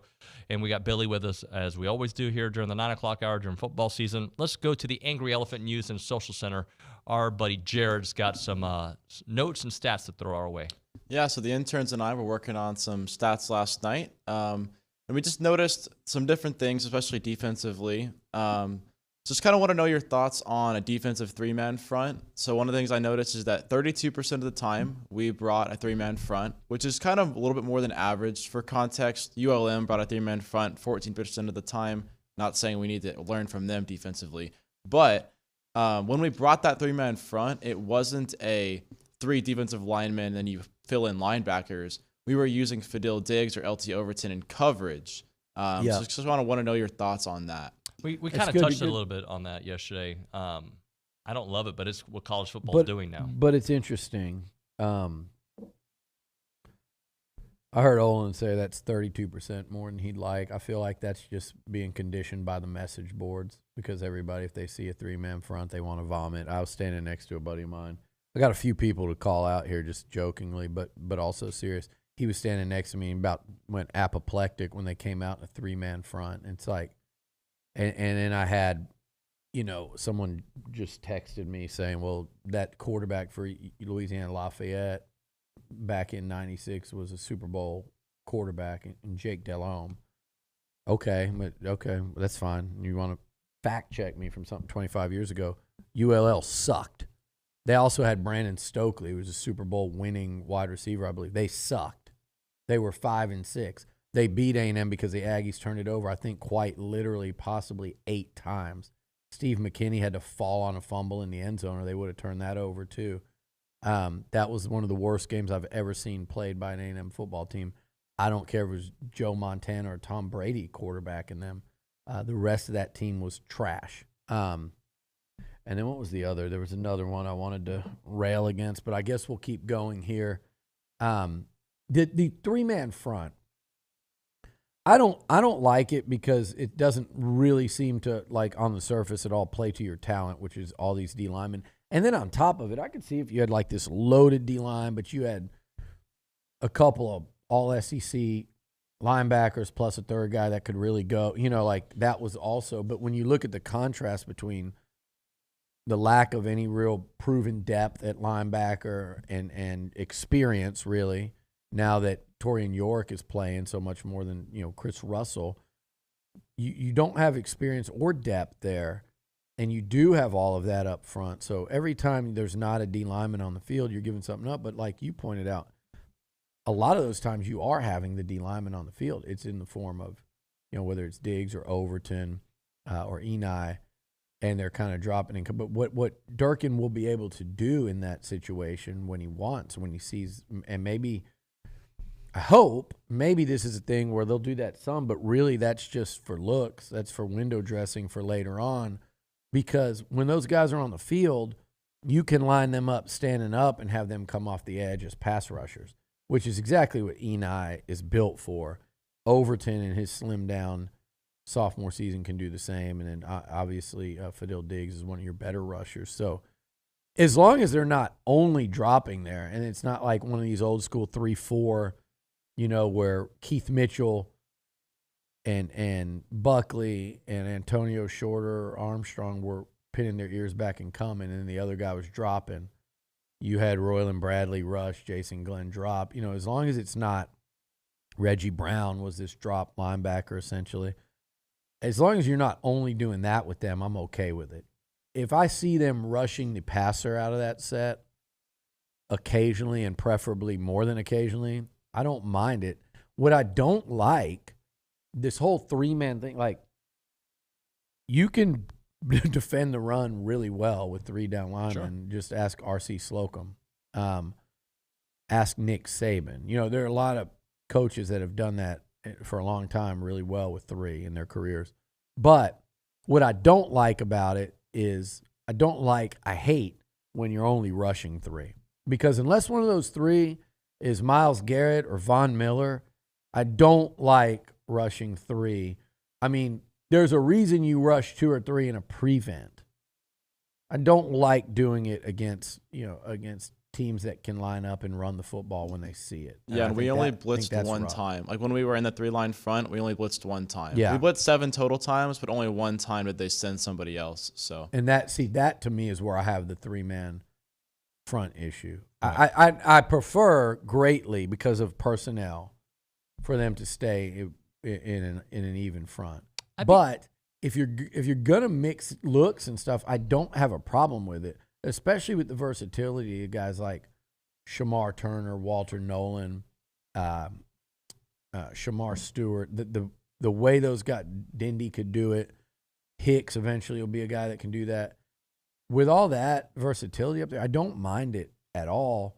I just don't want to see it near as much as we see the conventional base defense, and I don't want to see it without pressure. I'd be curious to see what Florida did against Tennessee because they have a similar kind of front.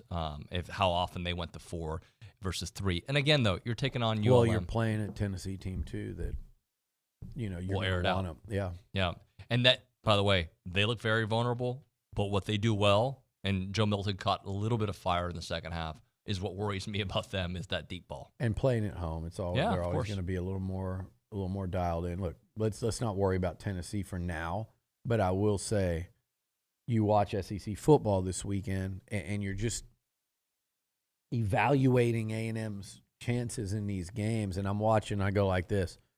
Forget about the Aggies because all we know about A&M is they left a lot of opportunities on the board at Miami. We know they can score and move the ball. We know they're suspect on defense. That's what we know right now. We know they've got a great young quarterback. We know they've got playmaking receivers. We don't know a whole lot else than those things I just said.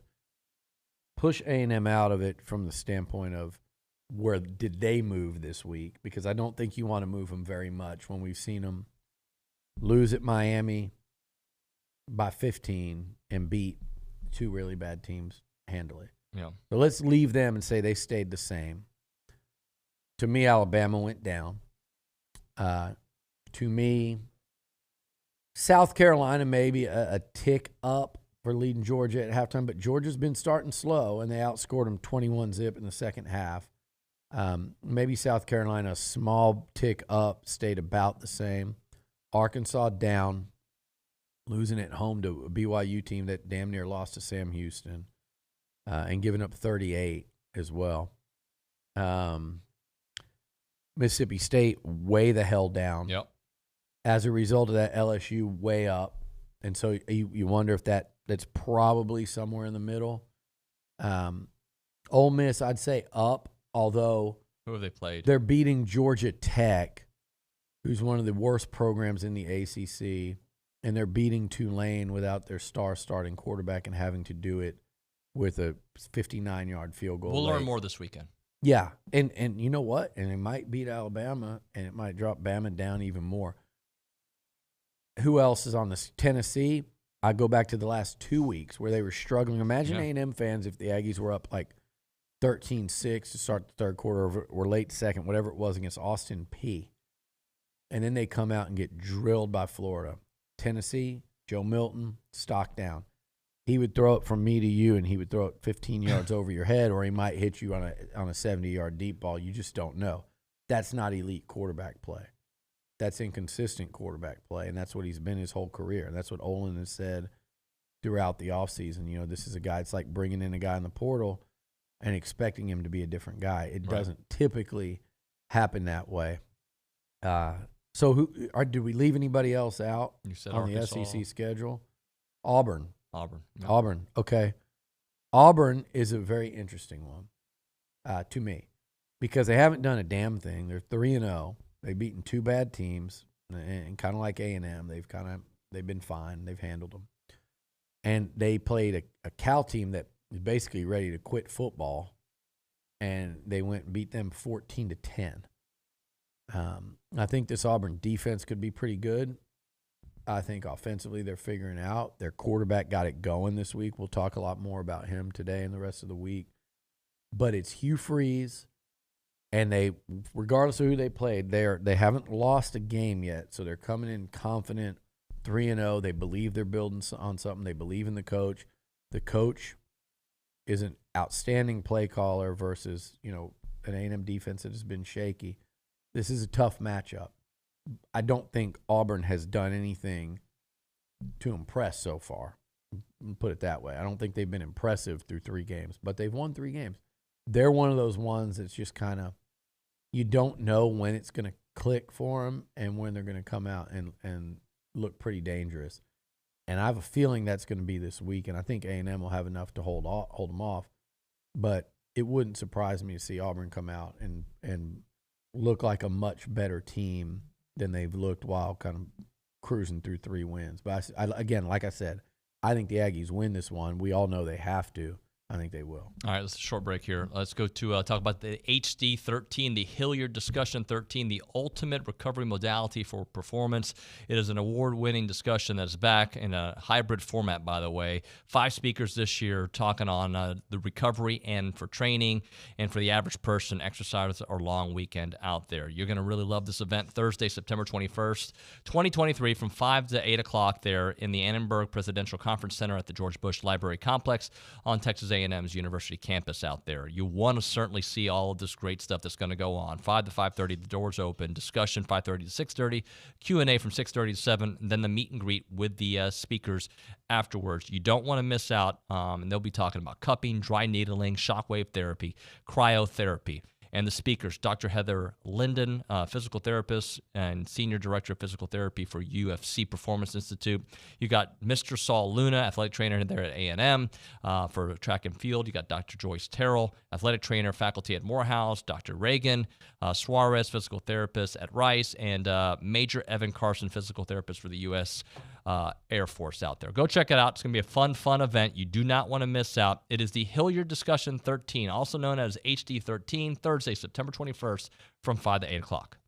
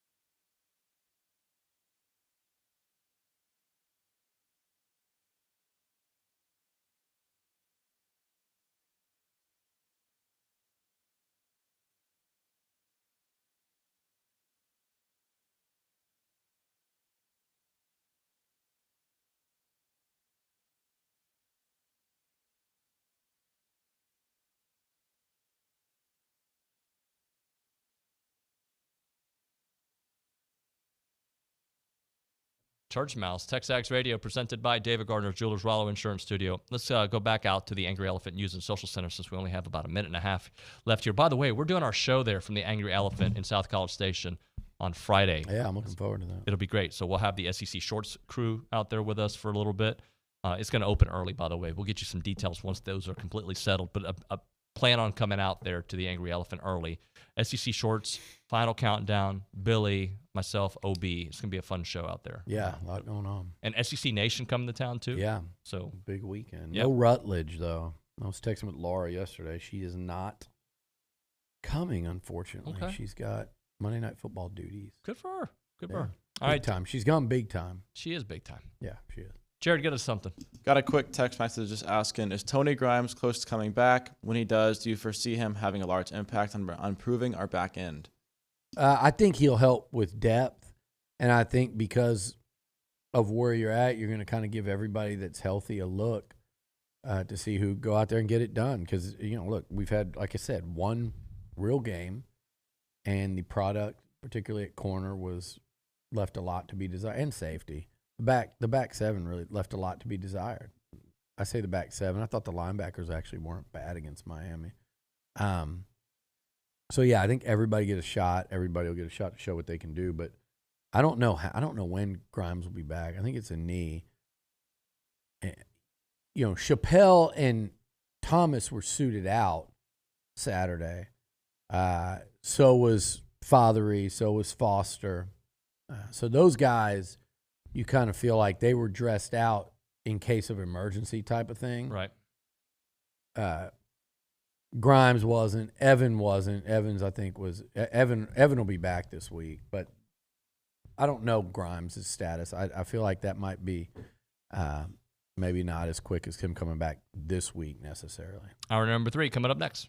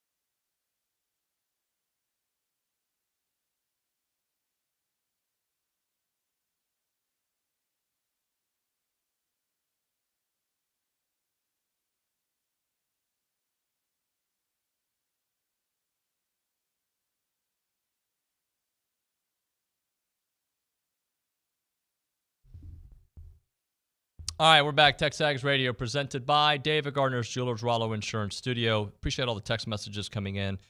We will try to get to some of those on the Angry Elephant Youth and Social Center here shortly, but we'll continue on as we try to do here at the top of the 10 o'clock hours, kind of assess some of the positions out there.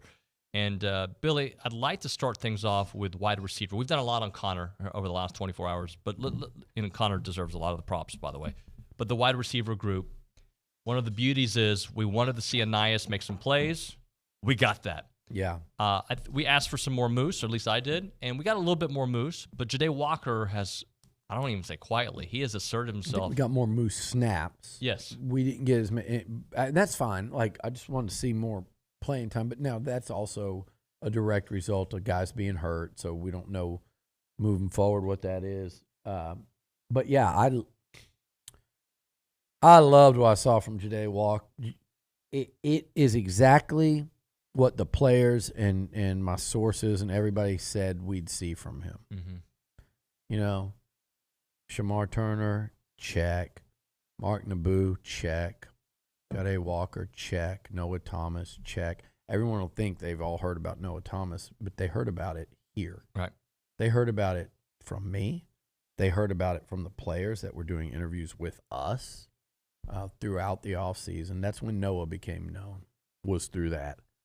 But those guys have been players throughout the offseason, and then Walker from the day he got here. And then look what's happened. We talked a lot about Javon Thomas. I think you'll ultimately see that as well. We talked about Torian York. But Ja'Day Walker was the guy that the players loved. They couldn't stop talking about just the energy he brought, the playmaking he was showing during 7-on-7s, the work ethic, teaming up every day with Anias and getting out there and getting after it. And he's just a good energy guy, very popular in the locker room. Quarterbacks love him. And he gets a crack, and he goes out there and goes 5 for 110. And you watch, here's the thing, David. You watch how he does it, and you go, that'll play. That'll play. That'll translate against SEC teams as well. If they need him in an SEC game, he can come through. He's out there. He's over 6'3". He will lay out for balls. He's a skilled athlete. And they talk about him and Noah and their speed when they're monitoring those guys during the offseason and during practices. And Noah's just like the Energizer Bunny. Like the amount he runs during a given practice, it's like, I forget what it is. It's just like miles and miles, and it's at a whole nother – he's like lapping the field with just the amount of running he'll do during a given practice or workout. And then Ja'Day Walker, like his height – like his speed as compared, they do this type stuff too. His speed compared to NFL receivers that are comparable to his size, he's got NFL measurables. And I've said it before, he was at Grand Valley State because he came out of high school at like a shade. He wasn't even 5'11". Right. Now he's over 6'3". So he's just a different player than he was a couple of years ago. Different body type anyway, but you see him play and you're like, okay, this dude, he's going to make some big catches in important games against good teams. So they just got deeper Saturday at receiver. And then Anias, that's one we have to see. And whether you're lining him up in the backfield for a couple carries like they did early, and that felt like just kind of a show you something type thing early in that game. But with the 7 catches for 127, look, he got stuck in the back. He got stuck in the back in the first quarter on a crossing route, on a dig there.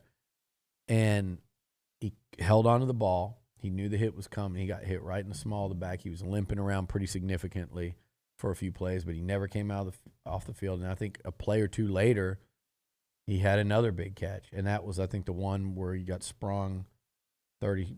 That might have been the 32-yarder, his long of the day, by a great block from none other than Ja'Day Walker. Here's the thing about Ja'Day Walker, too. Blocking a punt against Miami, catching 5 for 110 in the first half against ULM, throwing a big block, running down on coverage units on special teams. That dude is like one of those team-type guys that makes your locker room better, and that stuff's contagious. And Anias Smith and what he can do in a football game is contagious, too, because he's a playmaker. that was probably, I'd say the three most encouraging things I saw on offense Saturday were Anias's involvement and answering the call. Look, we know he can do it, but we haven't seen him do it since the Arkansas game last year. It wasn't by any fault of his own. He gets injured, misses the rest of the season, and then in 2 games he wasn't used that much. And they targeted him a couple times. I think he had 3 for 30 or something against Miami. Had that unfortunate slip, which I don't think had anything to do with him. This was the first time we've seen Anias have a big game for A&M in about a year, and so it was a big deal. It was probably the most encouraging thing I saw. The other 2 would be the 2 running backs, Le'Veon Moss and Reuben Owens, combining for 97 yards on 16 carries. Reuben, I think, averaged 6.4, Le'Veon 5.8. As those guys get better, the A&M running game has a chance to improve exponentially. It's been solid so far, nothing special. It's been all right. If those guys get it going, it has a chance to be really good because they are elite talent guys in that backfield. The third thing was you didn't play Bryce Foster. You lose Basantis during the game around midway through, and you didn't play Reuben Fothery, and the O-line still held up, and you still felt good about the guys you were putting out there. You went with Naboo at center, Dewberry at left guard. You know, so that rotation wasn't happening that we'd been seeing there, and then you saw Crownover on the right side. So those are the 3 things that I was most encouraged by. I'm looking at these numbers, right? Mark Naboo played every snap of the game. Trey Zune, offensive snap. Trey Zune as well. Cam Dewberry as well. That just shows you, like, and Layden Robinson. Yeah. They all played 4 or 5. Right yeah, a lot of it. And Naboo, it is incredible to have his versatility. Yeah. And the fact that if Bryce isn't ready to go, you know you can count on him. And Zune, and by the way, Zune played a really good game. A couple guys worth mentioning is Zune played a really good game. Deuce Harmon on defense gave up that long pass early. You're trying to talk about establish. I had somebody go, well, you won't be doing that against SEC teams. Well, I agree. There's a completely different level you're playing against, particularly at wide receiver. They threw on him in the first quarter, gave up a 32-yarder. It was a very good throw and a really good catch. And then they tested him at other points in the game, and he stood up. He held up, and he graded out. I think he was like the 6th best corner in coverage in the SEC this week. Again, I understand, like, we've seen him where he's been pressed into action and has struggled against SEC teams. I think back to Alabama. But they need depth at corner, and they need some older guys and some experience. And what he did on Saturday was check a box to where the coaches, whatever level of confidence they had in him, went up a little bit on Saturday. And I know that's probably as bad a passing offense as you'll face this year. I don't know anything about Abilene Christians yet, but you get what I'm saying. And so there's no, I don't think it directly translates, but I think it showed mental toughness on his part to give up a pass, deep shot early, get tested down the field later in the game, and continue to respond. So I liked that in much the same way I like what Ja'Day Walker does. Like, be a team guy.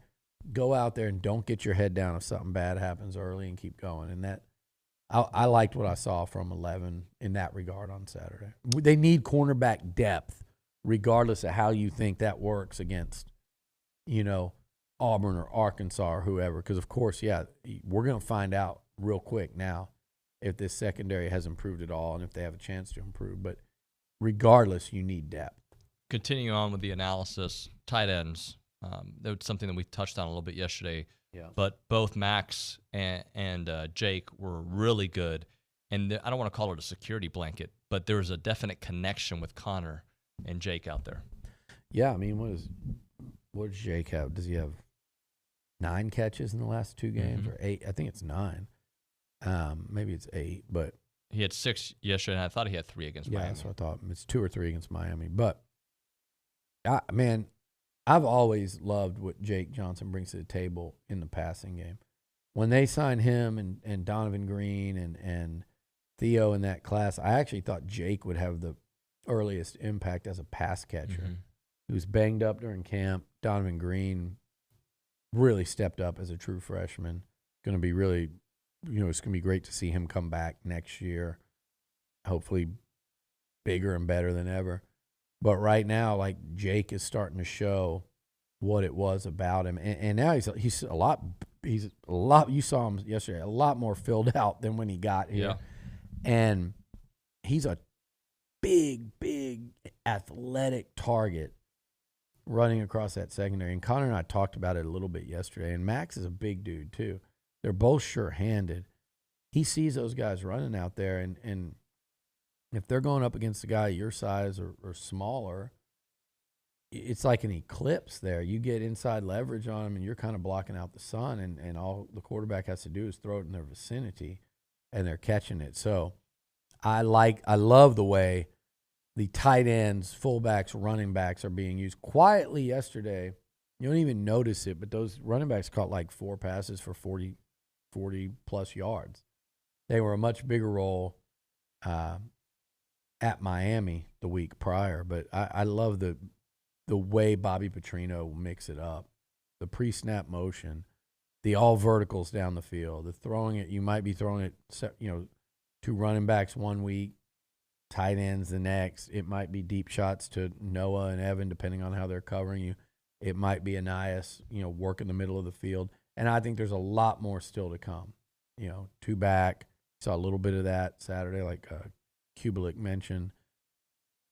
There's going to be a lot more to come. We haven't seen a whole lot yet, very much at all, like screen game and things like that. So I think there's a lot of tricks still in the holster for Petrino as we move into SEC play, because let's be honest, he's only really had to show his hand in 1 game out of 3 so far. And he adjusted in that game in real time. Mm-hmm. I'm going to read you the offensive coordinators in the SEC West. And, again, just to make you feel so much better about the Bobby Petrino hire and what he's doing this year.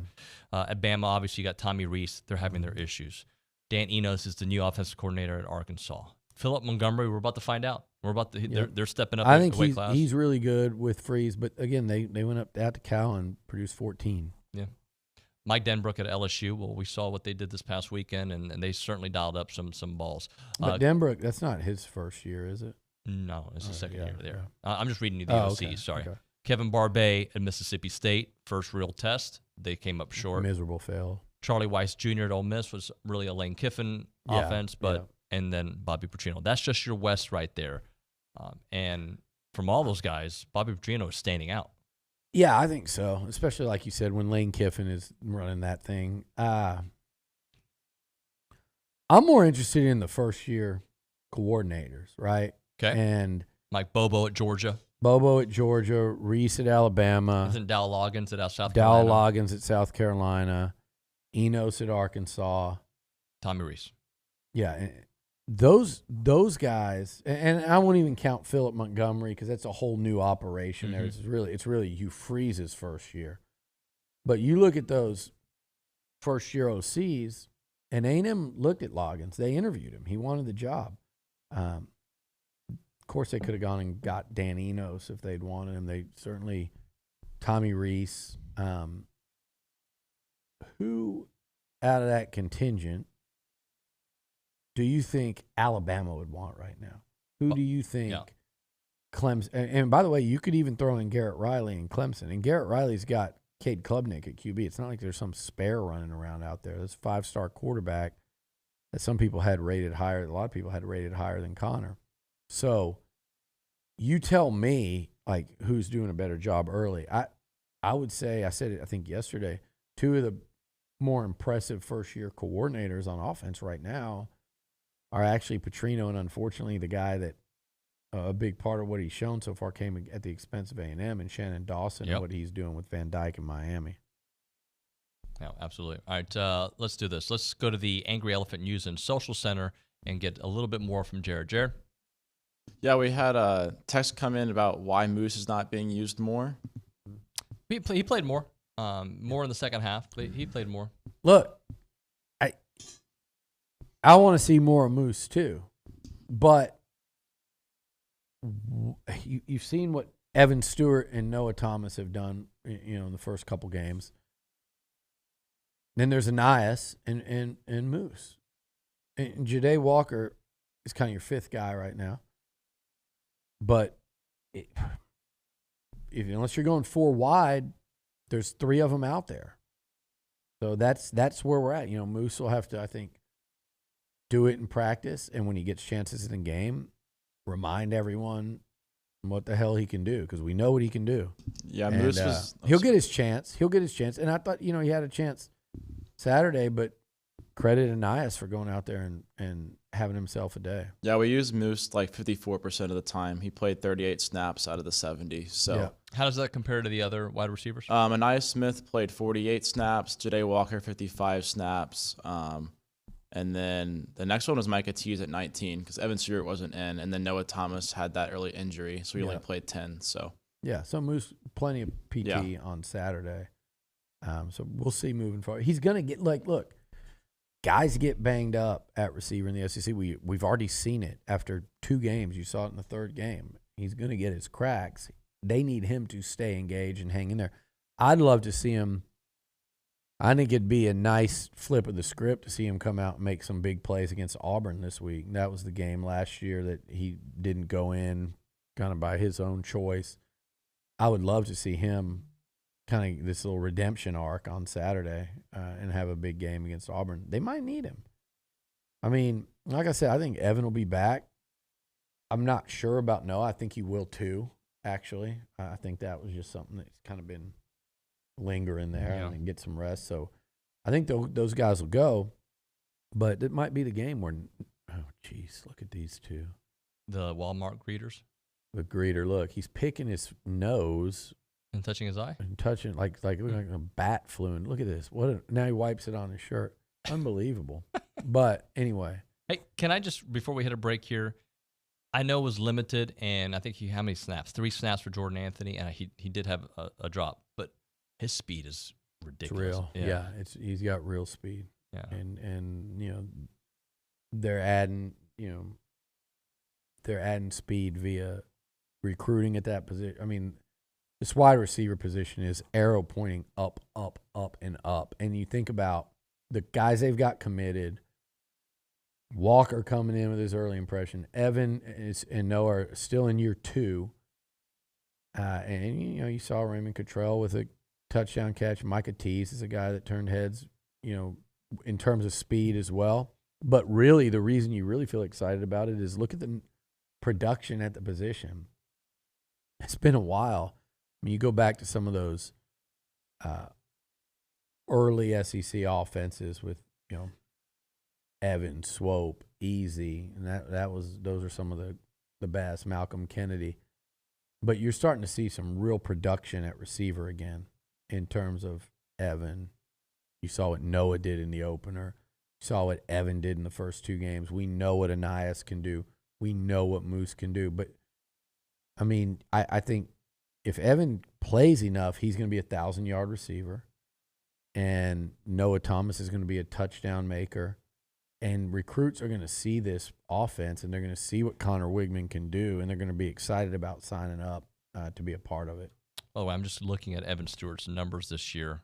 In 2 games, 19 receptions, 257 yards, 2 touchdowns, 13.5 average. Xavier Worthy, 16 catches in the 3 games, 221, 2 touchdowns. So Worthy's badass. He's great. The one who I look at and laugh right now is Jonte Cook. And by the way, because he ran his mouth, he still does just constantly about Jimbo and A&M and the offense. And it was unprovoked. This is a guy, they were recruiting him. They were telling him how much they'd love to see him play here, and he just, went scorched earth, which the fans like that unless it's being said about your team. Texas fans would hate him if he was on another team. Now, speaking of Texas, they climb up to number 3, yet you drop Bama down to 13. So what Texas did was went in and beat a Bama team that now people think is the 13th best team in the country. Yet Texas goes from 11 all the way up. They are number 3. You know what it would take for most programs to climb to number 3 in the rankings? You have to move mountains and be like halfway through the season undefeated to even sniff that, it feels like. But did you watch the Horns Saturday at all? No. They're in a 10-10 dogfight going into the fourth quarter against the Wyoming Cowboys. And I know Wyoming beat Tech up in Wyoming. Let me give you a little update. That quarterback he got hurt. That played in the Tech game and did that against Tech, that wasn't their quarterback. Okay? So Wyoming with a backup QB was in there in a 10-10 game against Texas in the fourth quarter. And you mentioned Worthy. He's so damn fast and he's so scary outside. And they threw him a little bubble out there, and he breaks loose on his own, shakes a couple guys on the sideline, and goes 45 yards to the house on essentially a horizontal pass there. If it were not for that play, Quinn Ewers finishes with less than 100 yards passing against Wyoming at home in 4 quarters. It wasn't like a blowout game. He came out at halftime.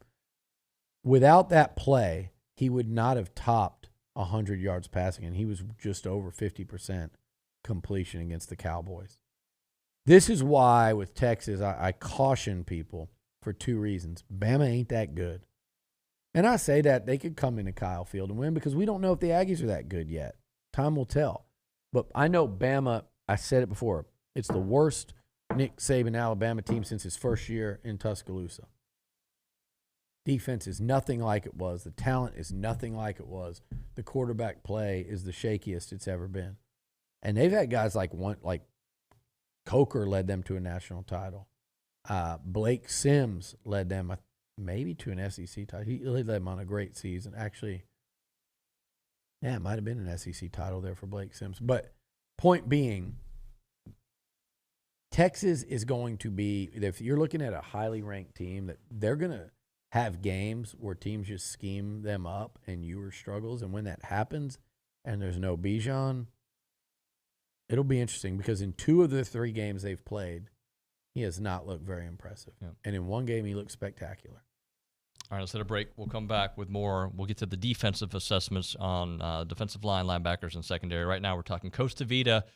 Great place to go. You know all about it. This past weekend, they were all over the place here in College Station, really all around Texas A&M. You could find them at the Fan Zone. They were at Kyle Field doing chips and queso out there. They were at the Yard at Kyle Field as well. So they were all over the place because Holly and the crew love to support Aggie athletics, and that's why they're involved in so many different events around town. And they're just a great place to go. But the mainstay, the place you need to go is in South College Station. So delicious out there. They've got amazing food on their menu, from the sweet pork quesadillas to the raspberry chipotle chicken salad, the shrimp taco mango salsa, you name it. Choose your entree, choose your protein, and go after it with some house-made sauces out there, like the roasted green chili tomatillo, the cilantro, the red enchilada, the salsa fresca, the mango salsa. You know it. So good. And when you're there, you can go for morning, have your morning meeting out there, get your coffee on, get your breakfast taco on. You can go for dessert afterwards and get your key lime pie and your tres leches and your flan and all that good stuff. It's Costa Vida. It's delicious. Go say hi to Holly, who's a great Aggie and brought this vision here to College Station. 4501 Mills Park Circle in College Station. Aggie owned and operated. 4501 Mills Park Circle in College Station is Costa Vida.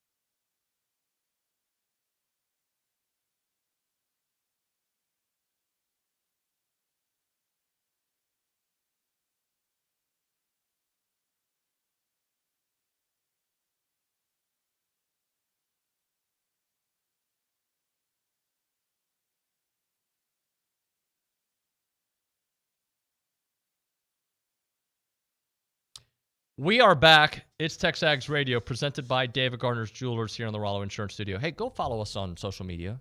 Go follow Billy. He's great. I'm average. David Nuño, but it's spelled Nuno, on the Twitter, on the X, whatever. The reason I bring it up, Jared, have you noticed this? Like now, any tweet I do, any response I do, there's always a bot that likes it within seconds. And if you go look at the bot, they're usually trying to get you to click on a link. Have you noticed that for you as well? I don't use Twitter as much, or X. Are you a Threads guy now? No, I don't really use Threads. I'm definitely more of an Instagram and I guess TikTok guy. But there's definitely a lot of spams, especially messages that I get. So that's definitely a real thing. And don't click the links. Don't ever click. Billy, I just made the comment, like anytime I post something now on Twitter, within seconds there's a bot liking it, and you know, they on their whatever bio, it's like, go to this website and check me out doing this. Hey, enjoy your free like. It helps boost algorithm. Just take it. I don't think those count. Like, I think the bots don't count. Like, you know, they don't help.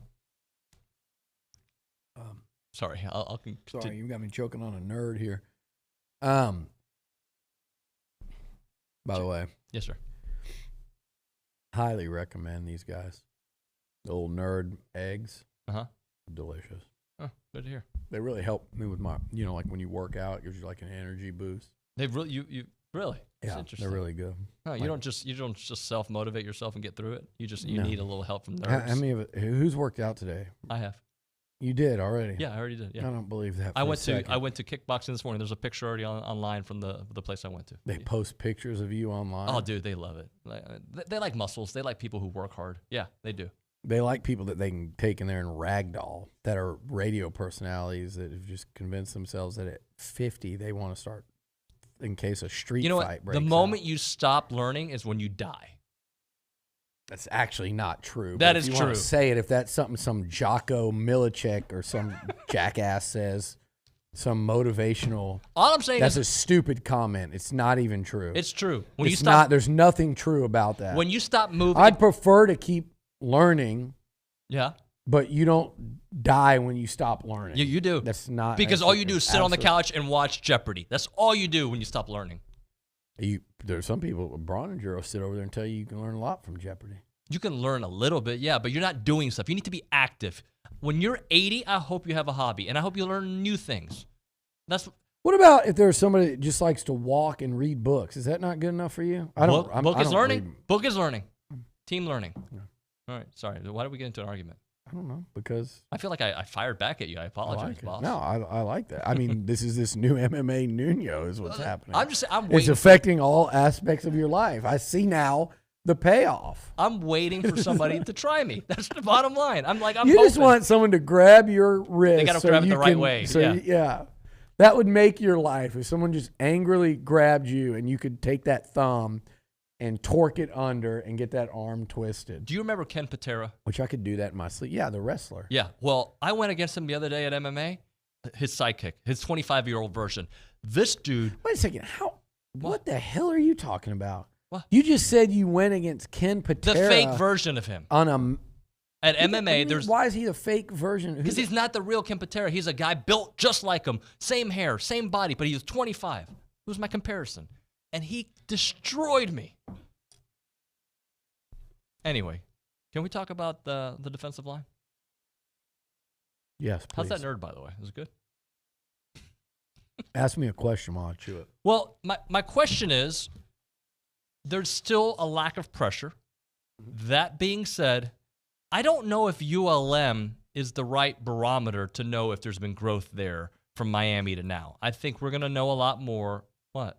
Oh, you're laughing at my word barometer? Ken Patera is what I'm laughing. Keep going. I'm sorry. The guy looked just like, he wore the same outfit. Remember Ken Patera? He's a blonde, like curly blonde hair. And he was just jacked, and he threw me around. He couldn't tap me out. Maybe tomorrow you'll go against Paul Orndorff. I hope I go against Paul Bosch. Go ahead. All right. I don't even know where it was. Defensive line. Yeah. Your assessment of the group who, again, they didn't put the pressure that we'd like to see, but Shamar Turner sure is. Yeah, Shamar's getting after it. He's an every down guy. You know, he can play in that. We talked about the three, the even, odd front. He can play in all of it. He is good against the run. He's proven to be good against the pass. I think dating back to that LSU game last year is where I really started to see it kind of click for Shamar, and he's off to a good start this year. He came in here the other day his frame, he looks like he's like NFL ready build, which a lot of those D linemen have. You saw Walt make another good play. The D line was fine. Like, I know ULM ran for like 120. A big chunk of that came on a 4th and 1 when that quarter. Here's their defensive performance. Nothing to just go. You're not going to run around and brag about it and celebrate it. But you held an opponent out of the end zone. They had one field goal. I believe they had one other scoring opportunity in the game, a missed field goal, right? Wasn't it like late? That was it. And 222 total yards. And unlike 3 of those plays, they had the 4th down where you kind of busted. You let the quarterback leak out there. It was a 50-yard gain, got shortened because of a penalty, a downfield hold. Then like a play later, you saw that awful tackling rear its head. Like 2 guys, kind of Damani and somebody kind of collided, and like the guy just races down the sideline and almost scores. That's what led to their field goal, but the defense stiffened up, kept them out of the end zone. On the 2 drives where they threatened, the defense stood up and kept them out. But on that little series there, it was the QB run, and then that next play or 2 later, an awful tackling. And then Harmon gets beat for 35-yard completion or whatever. That was about it as far as anything of significance, and damn near half their yards came on those 3 snaps out of 48. And I didn't think the tackling was that bad at all on Saturday. Now, it better not have been. They're not even in the same class of athlete as what you're about to see Saturday and beyond every week except one here the rest of the way. So the bare minimum, they needed to do what they did. But, hold a team to 3, barely over 200 yards. They didn't complete a pass in the second half. And, yeah, they weren't really going to sit there and be designed for you to get a lot of pressure on them. So that was a big nothing burger in terms of, hey, did we see improvement, what we needed to see? No, but I thought they did exactly what they needed to do on Saturday. What I did get encouraged by on defense, and look, Jordan Gilbert was hurt. He's not suited up. I don't know how long that one is. That's a shoulder, which worries me a lot with DBs, and anytime it's DB linebacker. But Jordan was out. Jacoby, I think, would have gotten more playing time anyway because he started 2 against Miami. You needed to see it. Look, they took some attrition in that class at DB between Denver Harris, Smoke Bowie, even Marcus Groves Killebrew, who I don't think was very impressive, in limited action last year. But Jacoby was, and Jacoby was going to start as a true freshman last year over Jordan, and then he got banged up, and then he missed some camp again this year. Now you're starting to see why he was so highly regarded. When you had more playing time for number 2, 92 and 6 up front, Malik Silla and Eni White, we saw that. We saw them get more meaningful, important game reps, not mop-up duty. Martrell Harris, I think we saw more of in the second half, but he was out there some. And then Dalton Brooks a little bit. Okay, to me, those are guys that stand out, and what do they all have in common? They're very athletic, and they play very fast. This defense looked slow against Miami. They looked built for a lot of power and not as much speed. But when you start getting guys like them and Bryce Anderson and Edgerrin Cooper, throw those guys in there, and those are your type guys on the field. Javon Thomas, as he gets more experience, this is a noticeable upgrade in speed and athleticism that you're going to start having on the field. And look, there's a place for those power guys up front without question. And they're not exclusively power. There's a great – you saw Shamar Stewart chase down at quarterback in week 1. You saw him get a sack of Van Dyke in game 2. He's at times really, really good against the run. LT Overton's a stud. Like, those guys need to play and stay out there. My point, though, is more of the speed and athlete guys, and all of a sudden you address, I think, one of the issues holding you back on defense. All right, let's hit a break here. Talking about Heritage Films. That's Chancellor McLean's company. YourHeritageFilm.com is the website. They make documentary films about your family. They do such great work over there. If you have considered it, I think you should really call them up now and sign this up. One of the things that I know, we've had some people email the show before to talk about, like, I'm glad we did it when we did because, my dad only had X amount of time, and it was awesome to hear him talk about his life and how he met my mom. And look, everybody's got their own story, and you should capture that story and have it told to your kids, and their kids can do it. And that's what Chance does with his Heritage Films.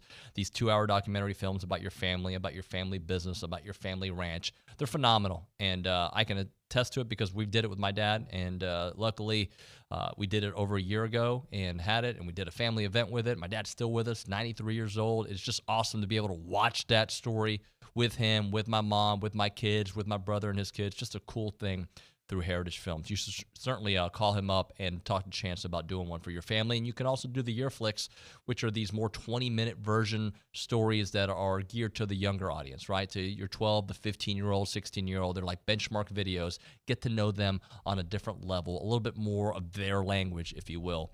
The website is yourheritagefilm.com. The phone number 713-893-8341. 713-893-8341 is Heritage Films.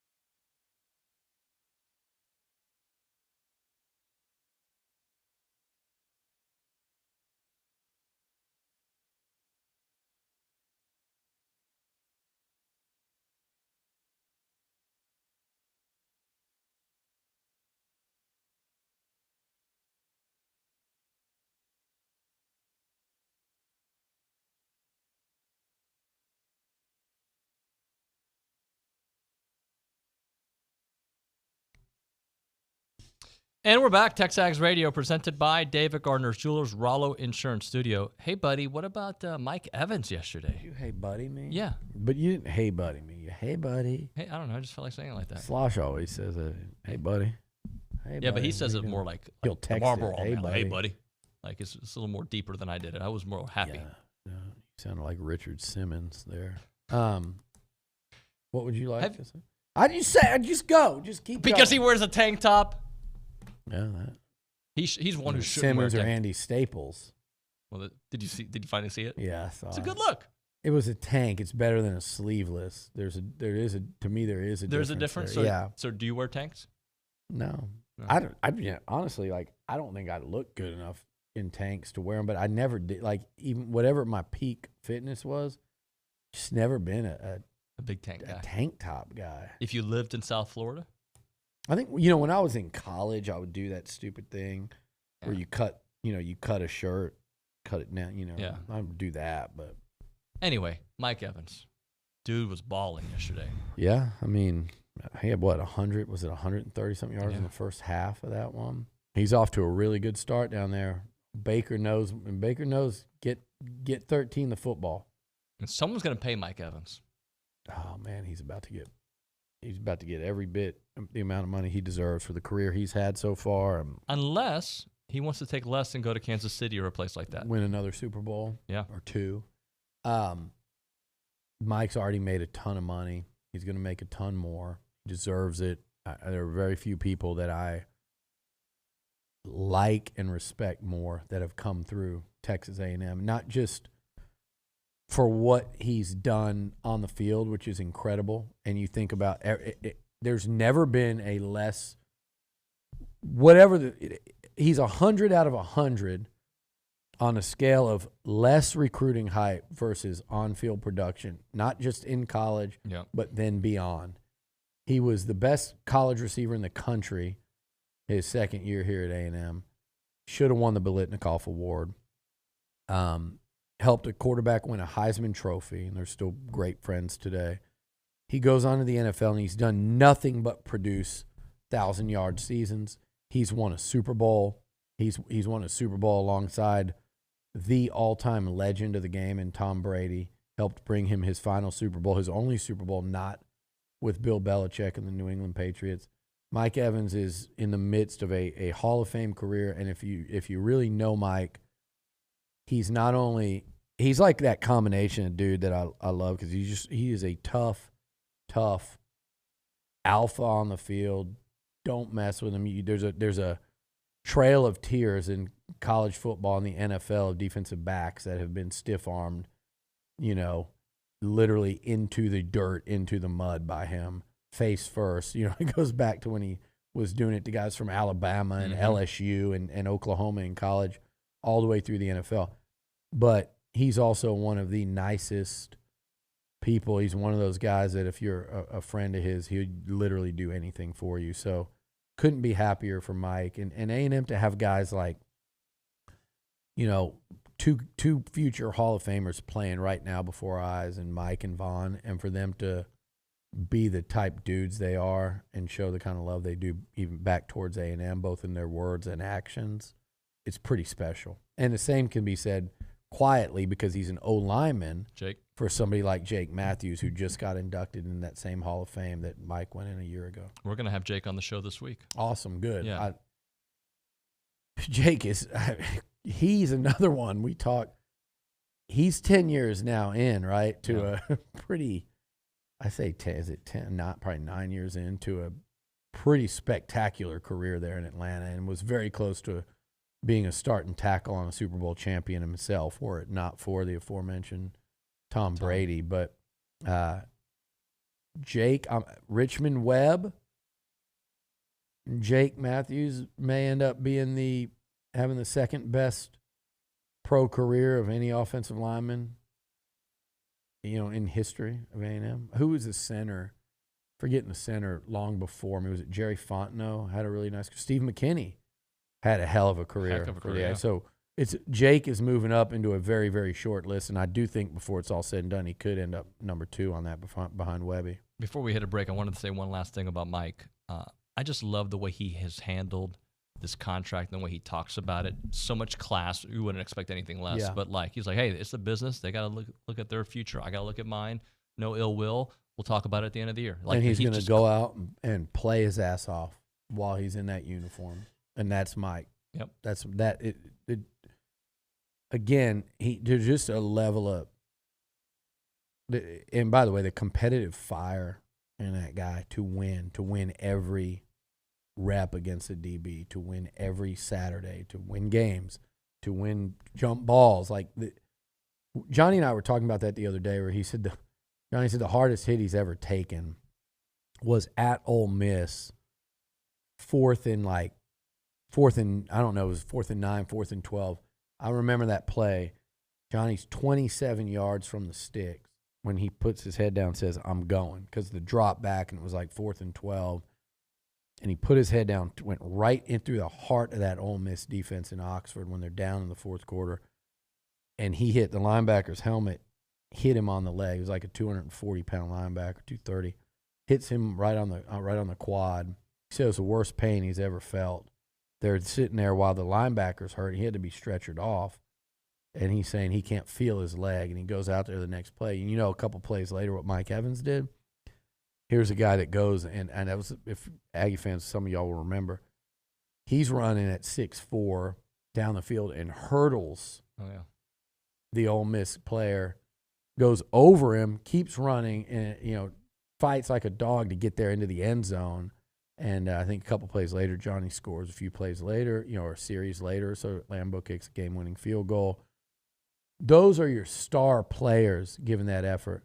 Mike Evans is still doing that today, all these years later, and that's what sets him apart when your stars are doing that. And that's what set those guys apart in college. So I like seeing that from these Aggies right now, and I like seeing it I see some of it in Wigman. I saw some of it the other day in Anias. Like I said, he takes that hit. He stays out there. He's like limping back to the huddle.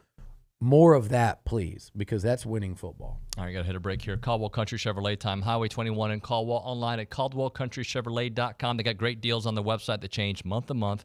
If you've purchased a vehicle there from Caldwell Country Chevrolet, you know the process is super simple and smooth. And those of you who have done it have probably taken advantage of their amazing customer service and their service like we're doing it right now. They called my wife this morning. They came, picked up her vehicle. They brought her a different one. That's just what they do at Caldwell Country Chevrolet. They want to make it right for you, whatever issues you're having, if it's just an oil change or whatever it may be. And when you're buying a vehicle, that place you can count on to give you an incredible deal, right? They're going to give you a good deal with an incredible selection of vehicles and a great trade-in value. That is the level of customer service and pricing and just good old people there at Caldwell Country Chevrolet. It's about a 15-minute drive, Brian and Caldwell, short conversation away, but you'll see the difference when you step on the lot and do business with our good friends there at Caldwell Country Chevrolet. Highway 21 in Caldwell, online, CaldwellCountryChevrolet.com.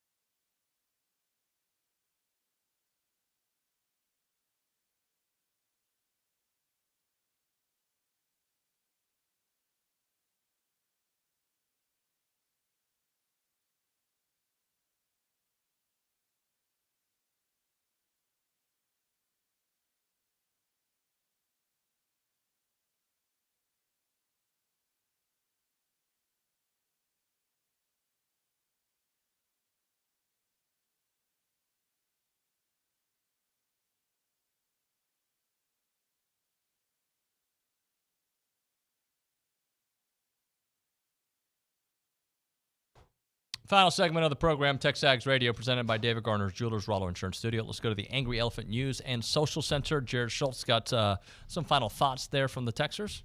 Yeah, I know David was talking about how he really just wants to get into a fight. I think if he was a part of that Colorado State game, I think he would have gotten into a couple tussles. Damn, that was intense. Brad from Brenham says, I don't like that Jay Norville made it personal against Dion, but it sure would have been funny if Colorado State would have won. I just was laughing. I got to imitate what Olin just did to Bronny, just the walk over. Listen. It's like those guys in the Thriller video at the beginning. Oh, the way they walk, yeah. That was a hell of a fun game to watch. Yeah. I don't blame Dion for putting a spotlight on a moribund Colorado program the way he has. It's pretty incredible. Yeah. You don't see it in college football much to see that kind of a turnaround in attention, and he moves the needle more than anyone. I blame the media, though, for they need to now treat this a little more like any other good college football. But it is an incredible one. It's just I feel like it's become too much when the whole media is going, oh no, Jay Norvell said something not nice. They're gonna pour it on. Watch out, Colorado. They're getting a little out of control with it, but I love what he's done with that program. And Shedeur Sanders, if you don't respect the way that guy plays, now he poked the guy in the eye. They're talking about that late hit on Hunter. I haven't seen the outcry over the guy getting poked in the eye. Yep. But he plays with so much heart, and so did Colorado State in that game, and so did the entire Buffalo team. Look, they beat a team that's going to end up being bad in Colorado State, and it took like a massive comeback to do it. But that was fun football, and those fans, storm the damn field if you want. Bye. Football's fun.